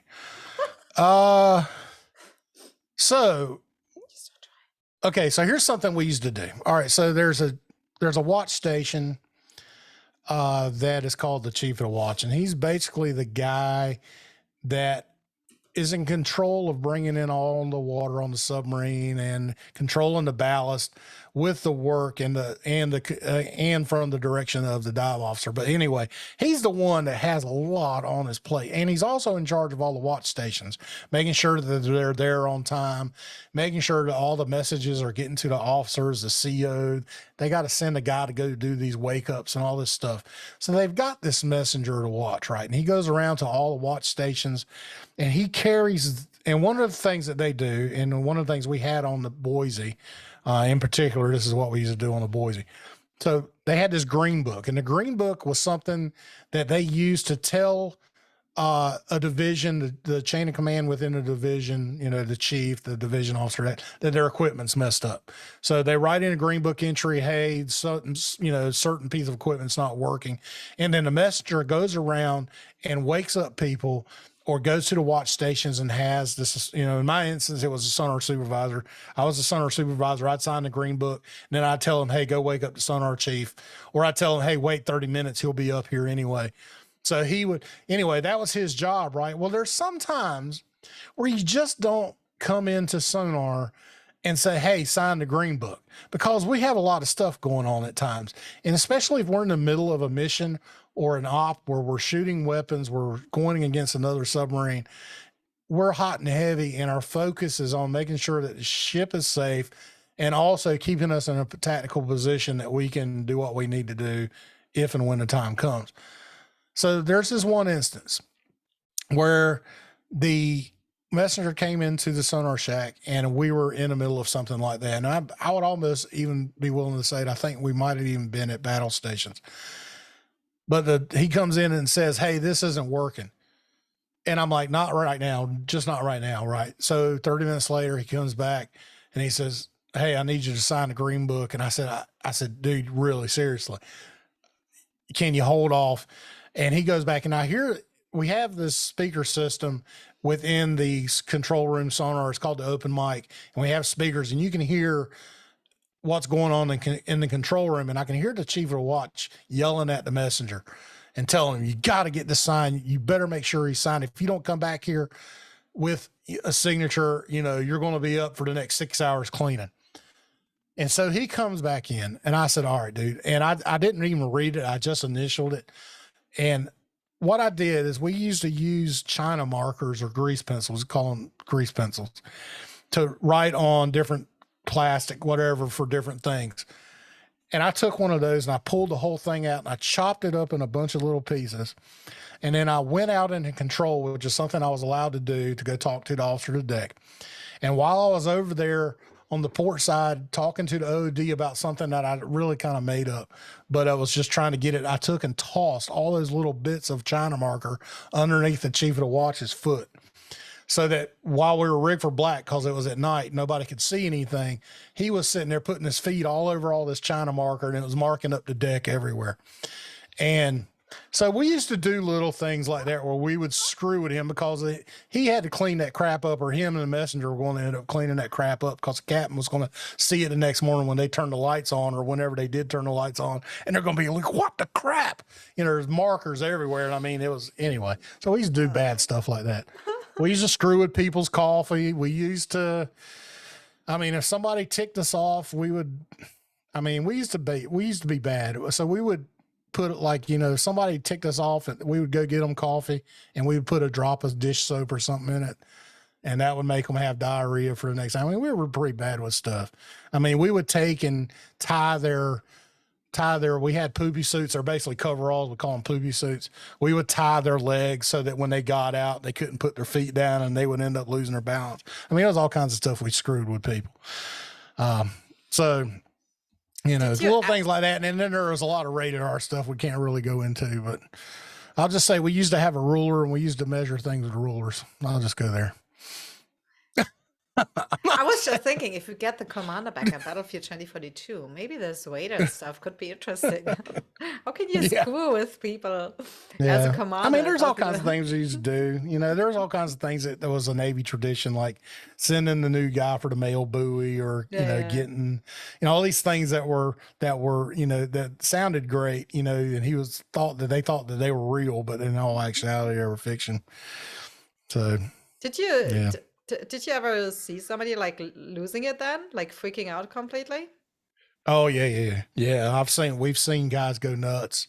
A lot of times when you, what do they do with them? Usually the doc will drug them up to get them sedated, and then we'll, you know, if they're truly losing it, normally we'll get them transferred off. We'll BSP them, small boat transfer, something. Get them off, heal them off.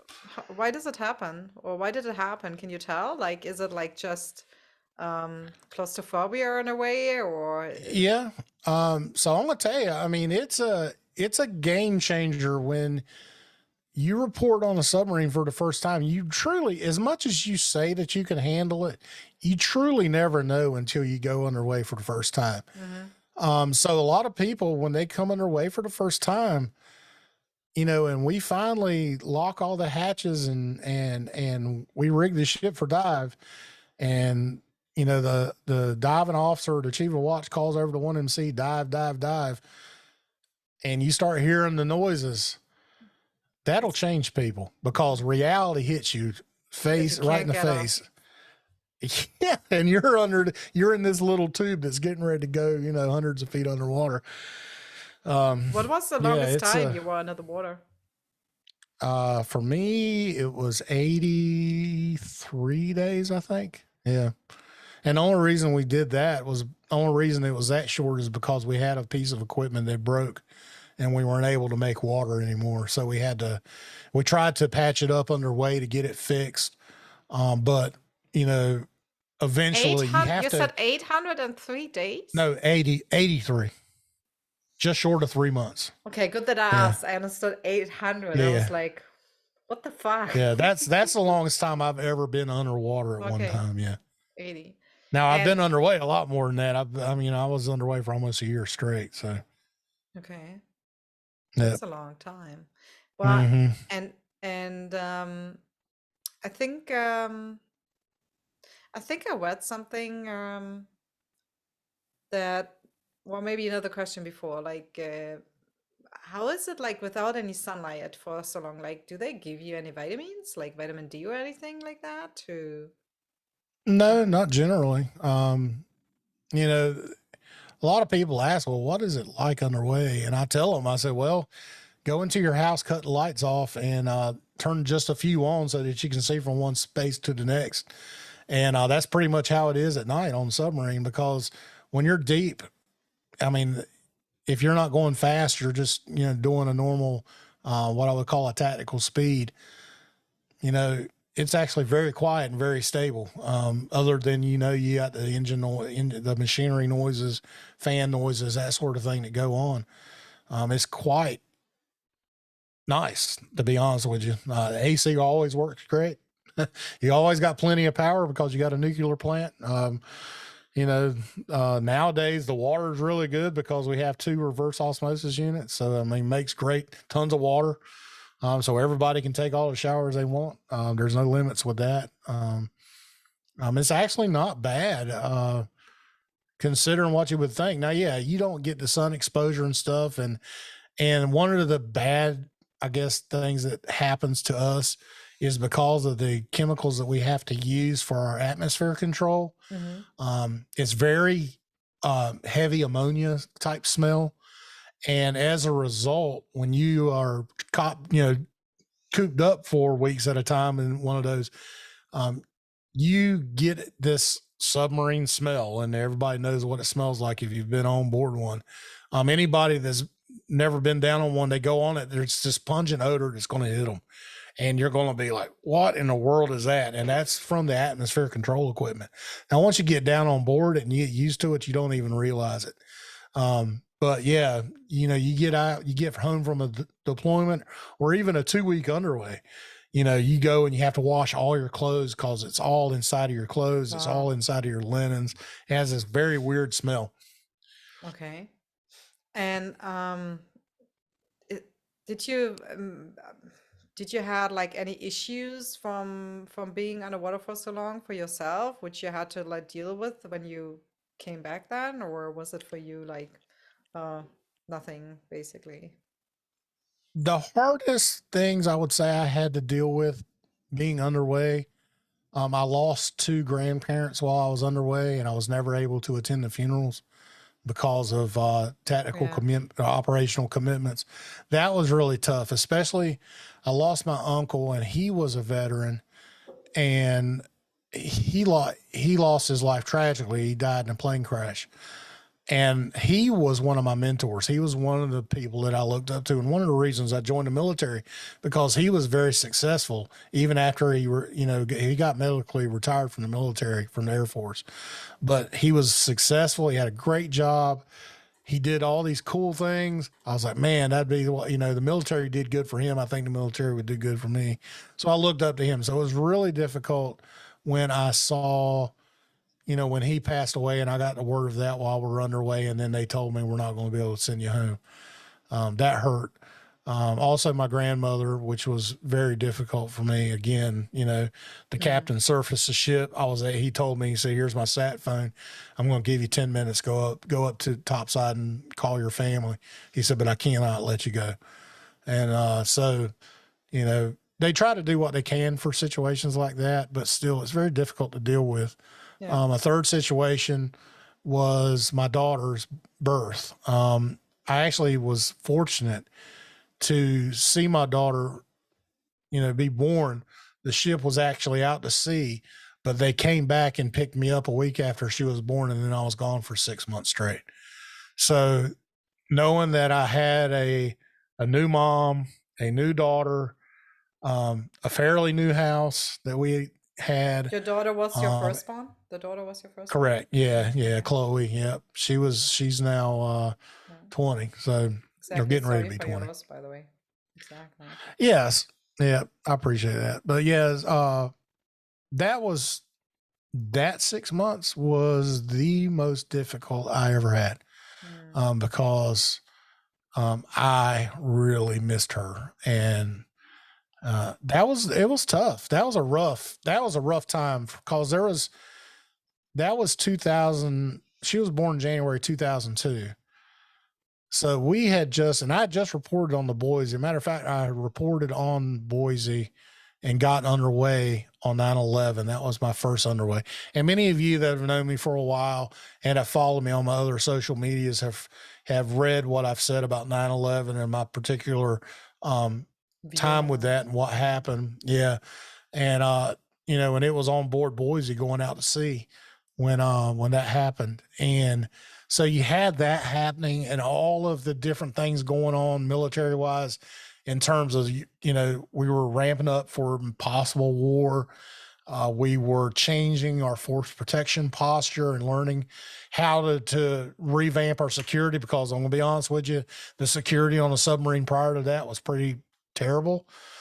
So there was a lot of changes in how we handled the way we had our security posture in port and underway, which added a lot of stress, add a lot of extra man hours. And then on top of that, having a newborn and getting ready to go underway and go on deployment, it was difficult and it caused a lot of stress. And that was probably the roughest time of my Navy career, was that 6 months with all that was going on. How did you deal with that stress? Like, was there anything like you did to calm yourself down? Did you even maybe try meditation or something like that? Or at that time, yeah. I mean, I want to be honest, religion was a big part of it. I'm a believer. I'm a follower of Jesus Christ. And so I found comfort and restitute in reading the Bible and listening to, worship music, that sort of thing. And I'm trying to be as involved as I could and to be as active as I could. The last thing that I wanted to do was to become, I didn't want to just shut myself off and be one of those that, hey, I did my work. And once my work went, I went and climbed in my bunk and went to sleep. Yeah. I wanted to make sure that I was staying busy and I was keeping my mind engaged and trying to be as helpful as I can. But yeah, a lot of that came, a lot of that peace came in through prayer and through, reading the Bible and going through my, learning and listening to worship music and then just resting on other believers that were on the ship. Well, there was quite a few of us that were, that we attended church and we considered ourselves Christians and so I found restitute and leaning on them when I needed help too. So it was good. Yeah. So, I mean, that was a big part of it. Yeah. Have you ever been like in a battle situation, any kind, or a battle situation? Yeah. Well, were you ever like, in a difficult? Yeah. So what was the most frightening moment for you in that way? Let's say that. I mean, so probably different. So we were part of Iraq. We were part of they call them the Wolfpack 13, but anyway, they had 13 submarines that were part of the shock and awe campaign in Iraq. And we were part of that. And we launched, I think it was 20 Tomahawks over to Saudi Arabia from the Red Sea. And, that was interesting. That was really the only true, I guess you want to call it battle, if you want to say that. I don't like to call it that because, when you consider what, well, it's just a mission, because I hate to I don't want to compare what I did to what the people that had boots on the ground were. What they went through is a lot different than what I did. It's considering what we did it was elementary compared to what they had to deal with in terms of fighting on the ground in Iraq and Afghanistan and all that. I mean, we launched our missiles. We went back through the Suez Canal. We were done, it was like that. So, we did what we were trained to do. And and that's what the country, wanted us to do. We did what they called us to do, but definitely I don't really consider it boots on the ground war like you would think of with the Army or the Marines, that sort of thing. Was that the most interesting mission then you had, or was Well, it's the most interesting mission I can talk about. No, there's a lot of other things that we did that are definitely more of what a sonar tech would consider goals, career goals, or check it and say this would be a check off for my bucket list when it comes to being a sonar tech. Yeah, so I mean we've done some ops up in the Northern Theater that provided some pretty interesting situations. I can't really go into a lot of detail with those, but there's some. I will say this: there's some great books on some things out there that the submarine force has been. They've claimed that we've done. For instance, Blind Man's Bluff is a great book. I would recommend everybody reading that if they're interested in some great submarine stories. That might give you a little insight in kind of some of the Cold War type things that submarines were involved with. That's a very interesting book. There are some great World War II books out there, like Flucky's book, Thunder Below, is a great book if you want to read about submarine warfare and some of the kind of the inner workings of what a captain thinks of in terms of going to war with a submarine. But there's a lot of crazy things that happen on submarines that unfortunately I can't really talk about, but I would say were quite rewarding in terms of me being a sonarman and being able to do those things that we had been taught in school, but we never really got the opportunity. You don't really get the opportunity to do certain things, but maybe a couple times during a career. And within, I would say, about a 6-year time frame there, we were doing some really, really interesting stuff. On the Boise, the last deployment I went on, we did go around the world. That was very cool.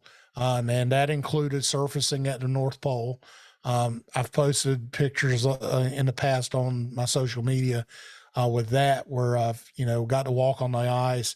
We had a guy dress up as Santa Claus. We made a North Pole and then painted it up and had a sign, and he stood beside it and we all took pictures.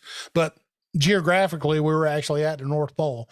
Unfortunately, there was no Santa Claus, so sorry to break the news to everybody if you believe, but we didn't see any Santa Claus. We saw lots of snow, and I think it was like minus 40. You still have these pictures? Yeah, they're on social media. Yeah, they're on my Facebook. They're on Twitter. I post them every now and then. But that was an interesting time surfacing through the ice there. That was cool.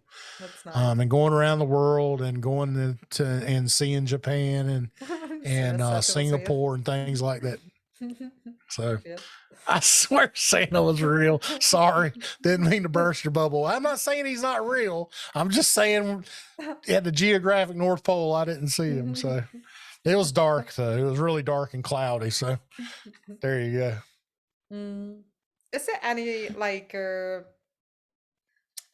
do you say, what is the one moment that is stuck in your mind of your whole Navy life, you could share? And I'm not talking about, missions and stuff like that. I'm really talking about maybe a human moment, what is the one thing which is stuck in your mind, which is the most amazing thing? Well, it was mission related. I mean, it was human too, because it was culture. It was related more to submarine culture or Navy culture. But so right before we were going to launch on Iraq, we had this captain, and his name was Kuzma. And we called him a shark. His leadership style was definitely 180 for me. I'm more positive when it comes to leadership. I like to delegate. I like to allow people to, learn for themselves. I mean, I'm there to teach them and stuff, but I want them to think and to figure things out and I think it's a great way to learn. And then I'm there to basically, give them the guidance that they need to keep them on the right path. Yeah. This guy was very intrusive, and he was either his temper was either 0 or 100. There was no in between. Oh, yeah. And we used to call him the shark because he would eat what we would say that he would eat division officers for lunch, because the poor division officers, they were these new ensigns and lieutenants and stuff that were on the boat for their first tour.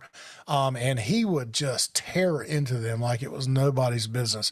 And so he got a reputation of just being a very hard leader.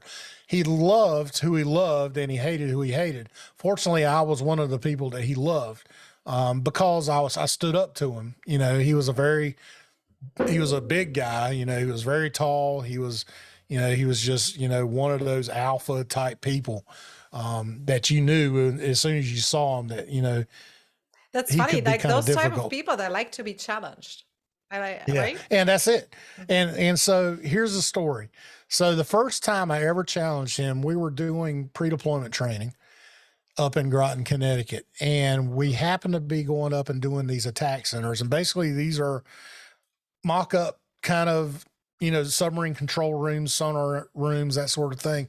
And they would do these training scenarios on the equipment that you would operate on the submarine, the sonar equipment, fire control equipment, all that stuff. And you would run these attack scenarios in here.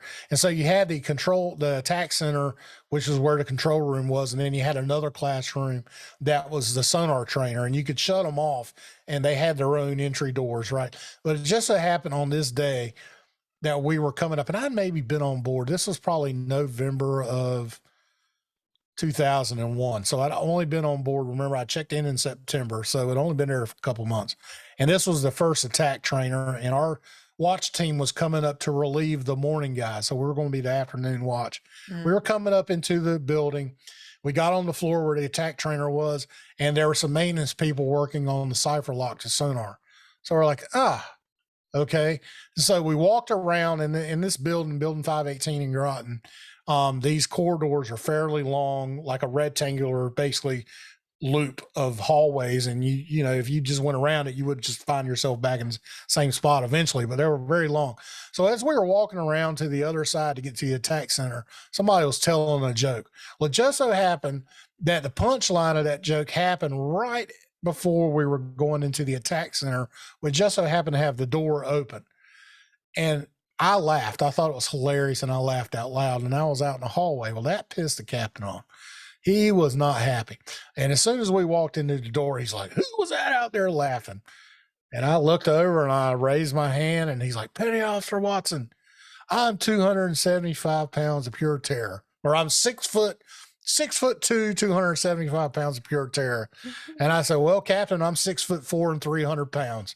And he just looked at me for like 3 seconds, did not say a word, and he turned around, and we went on our day and did what we needed to do. From that point on, him and I never had a problem.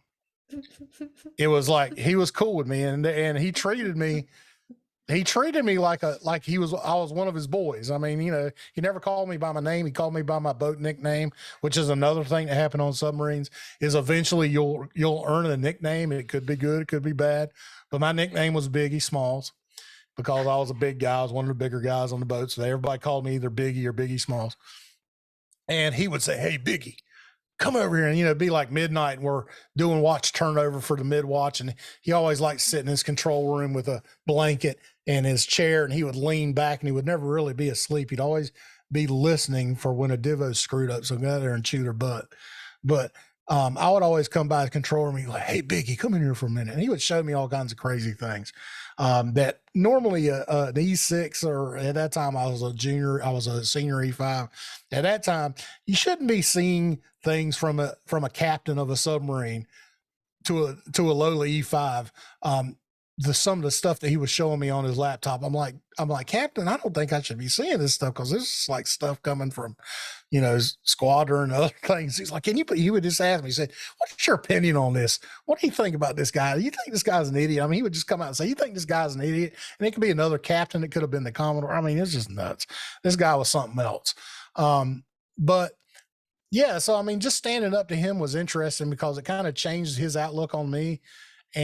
But he was one of those guys. So to get back to the whole gist of the story. So before we were going to launch on Iraq, we had been busting our butts, to get ready because we were changing our deployment. We were originally supposed to go on an ICEX, which we're going to go do a bunch of tests and surface under the ice in the North Pole. But we got shifted because I think at that time it was Oklahoma City had ran into a merchant ship in the Gulf of Oman, I believe. Anyway, they got damaged and we were their sister ship in the same squadron, so we had to take their spot. So they brought us in, they loaded her weapons onto us, and we had to shift our deployment from going from an ICEX to going to the Gulf. And so the mentality of learning, getting into shooting missiles and doing all the battle stations drills and all that stuff, we were pounding and pounding and pounding and pounding and just getting grinded for a good 4 months straight, building up to what would be Iraq, which at the time we didn't even know if we were going to launch. But I remember one day, it was like February 10th, I think. We were leaving on the 13th. And I remember standing on the bow of a submarine in Norfolk. And anybody that's familiar with Norfolk, it's the largest naval base in the world. Pretty much all of the 80% of the Atlantic fleet is out of Norfolk. And I remember standing on board of the sub on the Boise on the bow of the boat where the VLS was, and I could look, and we were on one end of the base, and I could literally look all the way down to the other end of the pier, and I might have saw one ship. And I was like, holy crap, something's getting ready to go down. Because there was no ships in port. They were all underway.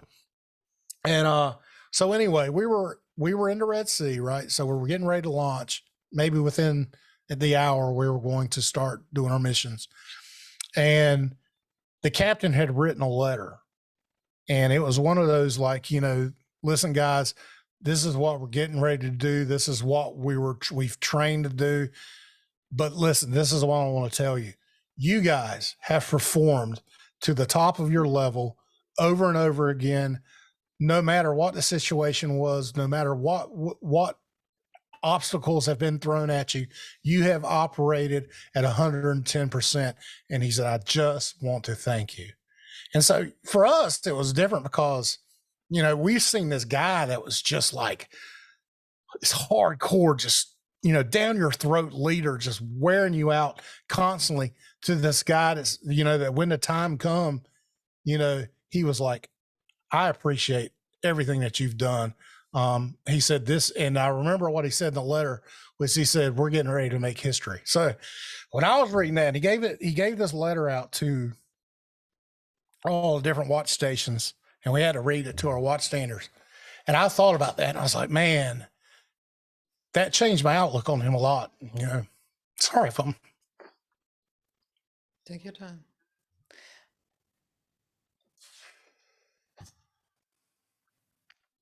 It's interesting. So I'm sorry I'm emotional. I didn't mean to get this way, but he passed away about 6 months ago. So, it's just tough. He was a really good guy. Seems to be. And it's interesting how, when you said it, I thought the first second, I thought like, damn, there's really something going down if he's that way. Yeah. Right? There was two captains that I served with in the Navy, and they were both not your cookie cutters commanding officer that you get on a submarine. They were atypical. They went at submarine service at a different perspective. The first one was a captain I had on the Scranton. His name was Ken Walker, and then Jim Kuzma. And those two guys, if I were to pick anybody that I had to go to war with, it would be those guys. And it's because they understood their crew. They understood how far they could push their crew. They understood the crew limitations, but they also knew that the crew had their back. And so, in the end, kind of the whole point with this is that he gained a lot of respect from me that day. And from that point on, I looked at him differently. Mm-hmm. So he was just fantastic. I mean, he was a good guy, family guy. He loved his wife and his kids. And that was the one thing that he taught me he said, you know, you got to learn to separate the work that we do here, and to be able to compartmentalize that so that when you can go home, you can focus on your kids and you can focus on your wife, which is something I struggled with for a long time. And my wife can attest to it, that I really had a hard time with my life at home because I often brought work home, and it was difficult. So yeah. So he was good. Yeah. Jim Kuzma, fantastic guy. Yeah. He actually retired. He retired in, I think it was 2010. He retired right around the same time I did. And he started working for a contract. He was a vice president of a contract company that worked with Lockheed Martin. And then of course they were working with the Trident missiles. So anyway, but yeah, he retired down in Florida, and he passed away of cancer. So yeah, it was really sad, but really sad. But great guy though. So he was one of those guys that if somebody were to write a book about him, it would be a great read, because he was very interesting. His leadership style was definitely different. But once you understood him, and that was really what it was, you had to understand him. Once you understood him, you gained a different perspective. And then you realized how important the training and what he did and what he pushed us to do and put us through. You realize how important that was, because when it came time to put missiles on target, or to put, torpedoes on target, whatever it may be, everything worked flawlessly. The equipment was flawless. The teamwork was flawless. Everything was just like a well-oiled machine. And that's because of all the training and all the preparation that he put us through to get us ready for the call whenever we were called to do what we needed to do for our country. So it's interesting because when you started to explain him, you said like he was a shark, right? So, yeah. So what do you think made him the great leader he was? It was like that he was always like there, like overseeing everything in a way. But he was, well, I think his main attribute that I learned, after a couple of years, was that he might be brutal with you, and it might appear that he's really hard on you, but he also had your back. He was the one person that would fight. I mean, hands down, fight for you and fight for the ship. The reputation of the ship. The reputation of the ship and his crew was number one to him. And if somebody tried to tarnish that reputation, he took it personally. And I think that was his greatest attribute, was that he loved his crew. He really, truly did love his crew. And he was willing to do anything for his crew. And he did a lot. I mean, there's just tons of stories out there, different people that he helped to, even just like to get orders for shore duty, because he would write him a great letter of recommendation, because he respected their work, and he knew what kind of, he knew the capabilities that person had, and he knew that he would be a great asset. They would be great assets for wherever they want to go. So that was what was really great about him. And that's really what's great about any really good sub-captain, is that they put the crew first. It's not necessarily about the mission. Now the mission, yes, the mission needs to get done. But in the end, the crew is fulfilling the mission. Yep. But when you have the crew, the respect of the crew behind you, it's easy to get behind somebody that's like that. When his focus is on making sure that your crew is taken care of. And that's why he was focused on making sure that our families were taken care of. At the loss of a family member, at the loss of a crew member, he was always one of the first ones to contact the family and to reach out and to make sure that things were lining up. And he would do everything that he could within his control to be able to ensure that you were home. Now he's the one captain when stuff bad happened. you know, for instance, with the birth of my daughter, he didn't have to have me stay home because He the gave ship you a was week. underway. Yeah. And we were, when we were actually working up and doing our crew cert for the deployment, which required me to be there. But he fought and fought to keep me home and do whatever he could do to keep me home. And it required the crew to do some painful work. They had to, you know, what we call port and starboard. They had to cover my watch station, you know, be 6 hours on and 6 hours off. But that was the kind of thing that we were willing to do for each other, and what he trained us and built in us to do for each other, so that when, you know, things like that happen, that we were able to fill the hole, fill the gap, so that the person could go home and take care of what they needed to do at the house and with his family. So Which also probably build up loyalty from your end, because you see that he's, exactly. you know. Yeah. What did you, I mean, we have to come to an end eventually, but I have a Mm-hmm. few more questions if that's okay. Yeah. What do you think you learned from yourself through being in the Navy, and maybe even being under him? Well, I think with him again, and I hit on it a little bit before, but that was to recognize that while the Navy is important, your family's more important. And you know, he taught me, he said, listen, you have to be able to, at the end of the day, yes, this job is important and this mission is important and doing your job is important. But the reason it's important is because at the end of the day, that's how you're supporting your family.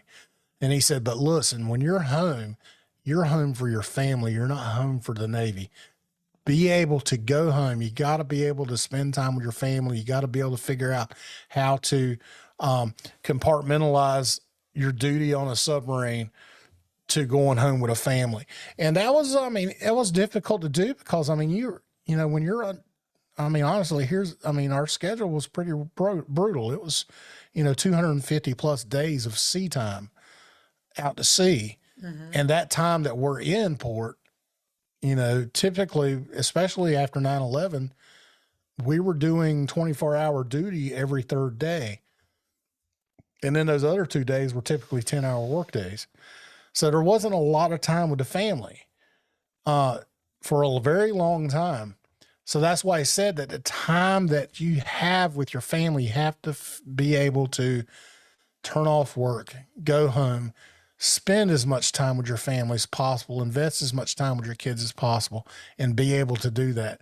And it was something I struggled with for a long time, but I, you know, eventually figured it out. But, Are you talking about being present? That's why you struggled with? Yeah, being present when you're at home, or what did you struggle with when you're at home? it was because a lot of times my wife will attest to this, is she said that I was home, but I wasn't home.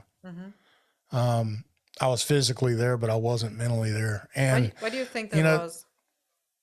I just think it was because the work schedule was so intense. We were gone all the time.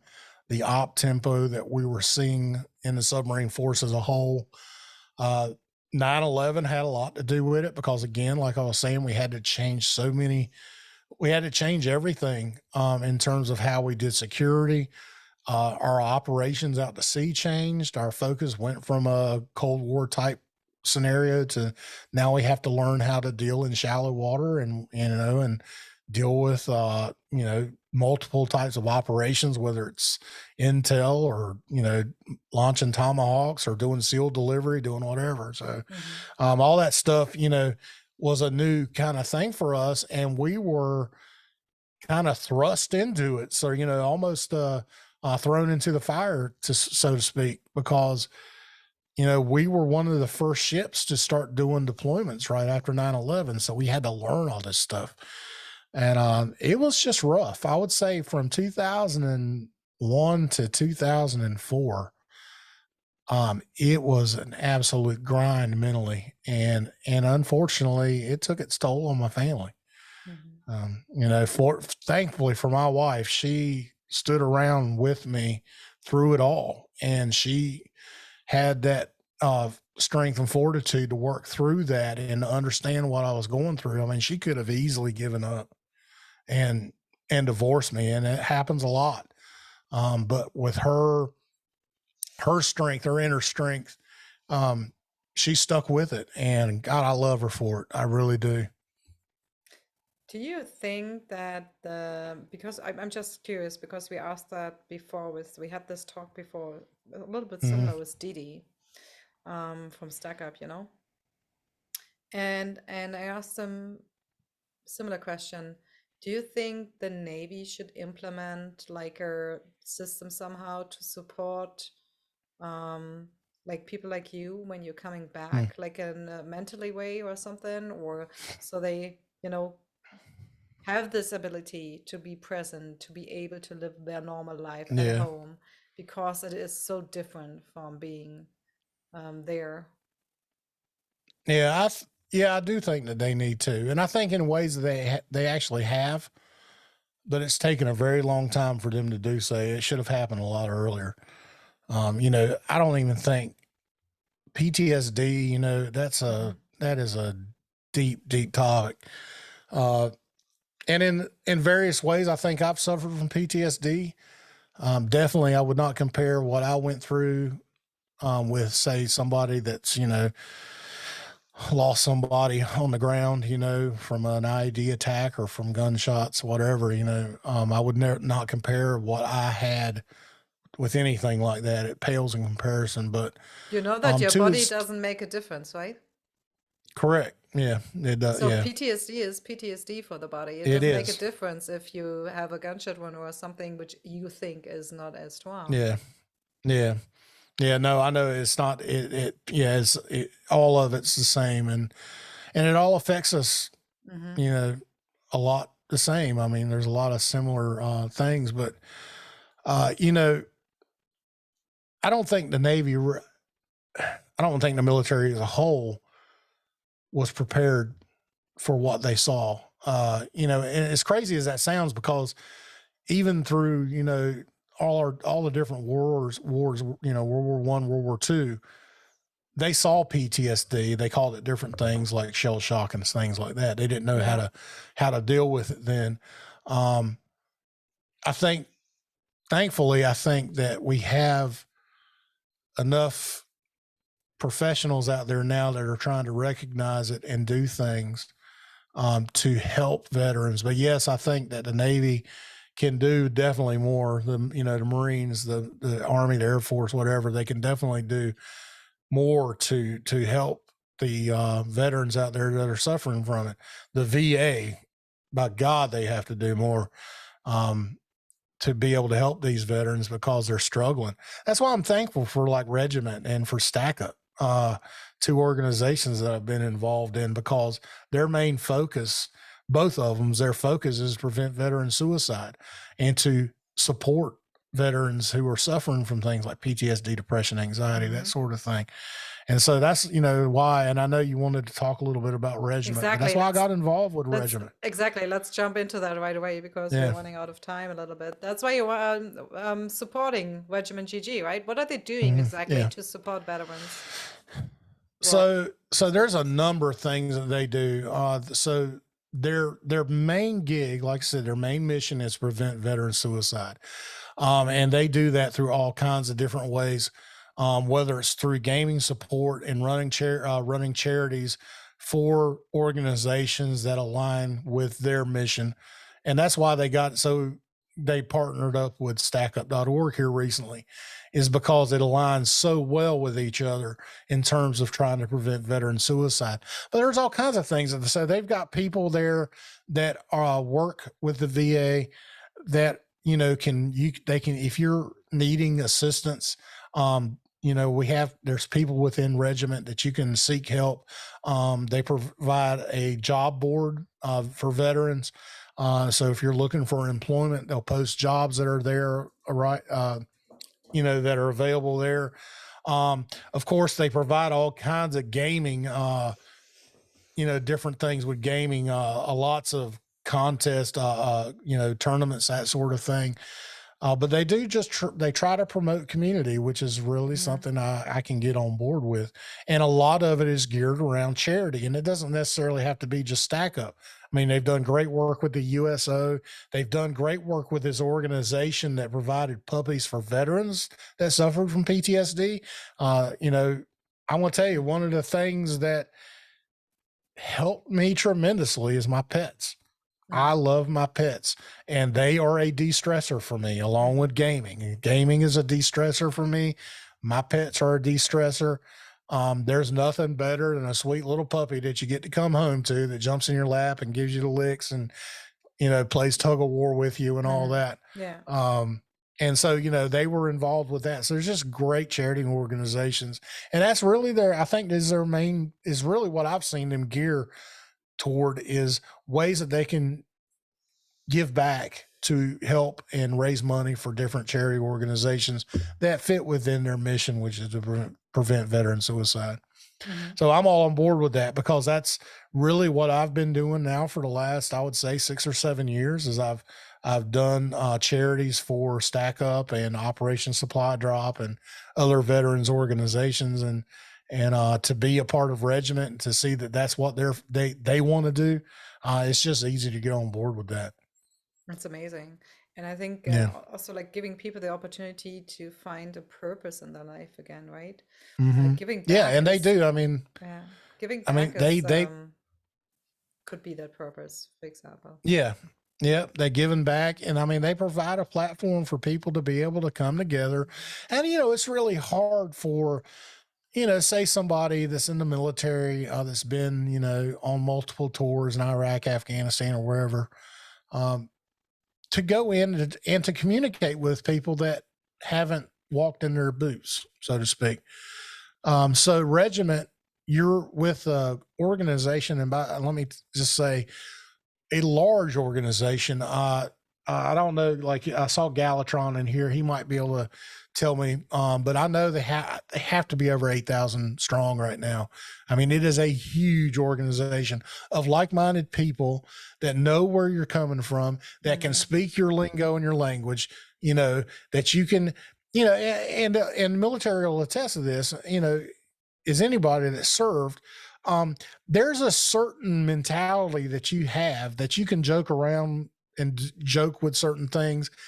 And while it might not be necessarily the most PC thing for the world at large, for the culture at large, within the military, you get it. And it's funny. It might be kind of dark humor, so to speak, for a lot of people, but for the military, you get it. You can laugh about it. You can go on with your business.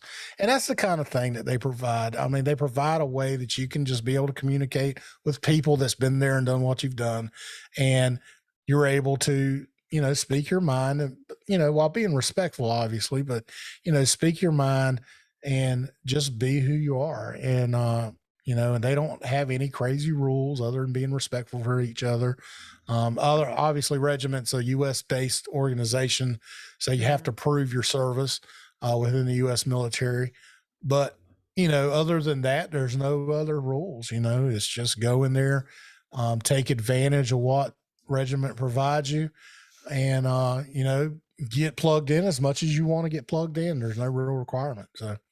Yeah, also for people who are maybe watching this later, I will post the link in the chat here. It's regiment.gg. Check out the website, guys. They have a couple of interesting links in there. Also ways to help. Also, if you're interested in watching streamers from the Regiment GG platform, or streamers they are working with, you can find the links in there. Also an option to join the community. I think that's important, to find the ways. Yeah, they're definitely engaged with helping you if you're wanting to live stream. They're engaged to help you grow your live stream and to get you accessed and to expose you in the social media stuff, which also is very nice to do. What I do in particular is I'm kind of their tech person. So if there's people that need support questions related to live streaming, I help them out. Normally, you know, if somebody has something specific for me, where they want me to fix something of theirs, I usually charge an hourly rate to do so. But for Regiment members, I do it for free. I don't charge them anything. And for them, you know, I do on a semi-regular basis, we try to schedule a live stream kind of tech Q&A where I can go in and people can ask questions, and I try to answer a question live. I'll walk through how to set up certain things, or I may talk about microphone settings, or I may talk about how to, set your webcam up or that sort of thing. So, and a matter of fact, we're getting ready to do a series. I got a series I'm working on my channel. It's going to be called OBS for Noobs, but I'm going to also do a live Q&A that's based on that within Regiment here next week. So Friday, I think it's Friday night. And it'll probably be around 10 o'clock Eastern. Yeah. So we do that, and it's a very good turnout. People turn out, and they, and they'll ask their questions, and I'll try to help them out as best as I can. And most of the time I can answer the questions. There's very few that I haven't been able to answer. You're a busy man. You're also working still for the Navy, by the way. How do you manage all that? I'm a retired Navy, and I'm currently I work for the Navy as a federal civilian. I'm still working in the submarine force. I'm an auditor, a quality auditor for the Navy. So, anybody that has any submarine history, they might know about the USS Thresher, which was the first nuclear submarine to, this first U.S. nuclear submarine that we lost. And it was as a result of bad quality on their, different systems.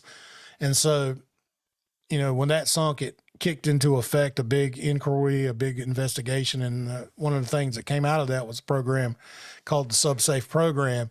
And that's what I do today is I'm a SubSafe quality auditor. So I get to go, and as submarines are completing their maintenance periods and they're getting ready to become operational again, I fly out and go to them. As a matter of fact, I'll be up in Maine here in about a week and a half, and I'll be up there and I'll be certifying a submarine so that they can go back to sea. So that's kind of what I do. I fly around different parts of the country, or drive different parts of the country, certify, submarines. It usually takes about a week to do that. And then when I'm down here at home, I do all the internal audits there at Norfolk Naval Shipyard, which is where I work. So it's pretty interesting. It's a cool job. Yeah, sounds cool. I will also post the link quick of Stack Up, the other organization you're supporting. Yes. So just guys, again, if you want to look it up, look up here the Frugal Streamer TV on YouTube. We post the link in there. You can also find him here, of course. Wait, does it work? Your Twitch link. You can just post something in the chat, right? Then we have that as well. Yeah, I'll just do that real quick. If you want to follow me on Twitter. Oh, yeah. Hold on a second. I got to get my keyboard over on the right PC here. Yeah, I actually have two Twitter accounts. I have one that is my gaming and kind of personal account where it's just where I communicate whatever I'm thinking at the time. I post your Twitter account, the TFS pun. Yep. And so I have another one that's called at Frugal_Streamer. And that is where I post when my videos go live. That is any streaming related news that I consider important that people need to know about. I try to stay away from the personal interaction, so to speak, on the Frugal Streamer. But if you want to follow that too, that's when you'll know when I have content that goes up. Yeah. So I do have a separate one. I try to keep my news and stuff separate from the personal one. Okay. Because, my personal TFS pun is my thoughts on whatever I see and read, and plus any Battlefield stuff. And we didn't even get to talk about Battlefield. I know somebody. I don't even know if somebody said in the chat like I want to know what are your views on the Battlefield 2042 beta. But I'm thinking if we now break this topic down, it takes us another half an hour. It could take a while. I could. Yeah, please. I can compartmentalize it real quick. Compartmentalize real quick. Yeah, I thought it was fun, but I did not consider it a beta. It was very rough. I would have rather seen a much polished version of the build that they gave us. But we got what we got, and it was what it was, and we tried to make it as fun as it could possibly be. I pray that the game that's coming out is drastically different and cleaner than what we got, because it was extremely rough. So it felt like an alpha a little bit, right? Yes, it did, or even a pre-alpha. It was brutal. Let's just hope we don't get a beta when the game comes out. But we never Well, know. that's kind of Battlefield's MO, right? Exactly. Is the way it's kind of been is they've released a game that had unfinished content, and it usually takes 3 or 4 months for us to get the game that we were promised. But it feels like a lot of potential. I mean, if you compare it to Battlefield 5, it is not Battlefield 5. You can't say it's Battlefield 5. It is something different. And damn, now I have a few questions. But overall, I think we can say you're looking forward to play Battlefield 2042, and cross fingers everything will work out. Correct. And thankfully I hope my PC can run it. Yes. Yeah. And the best thing is we get crossplay, so we have even the chance to play. Correct. Together.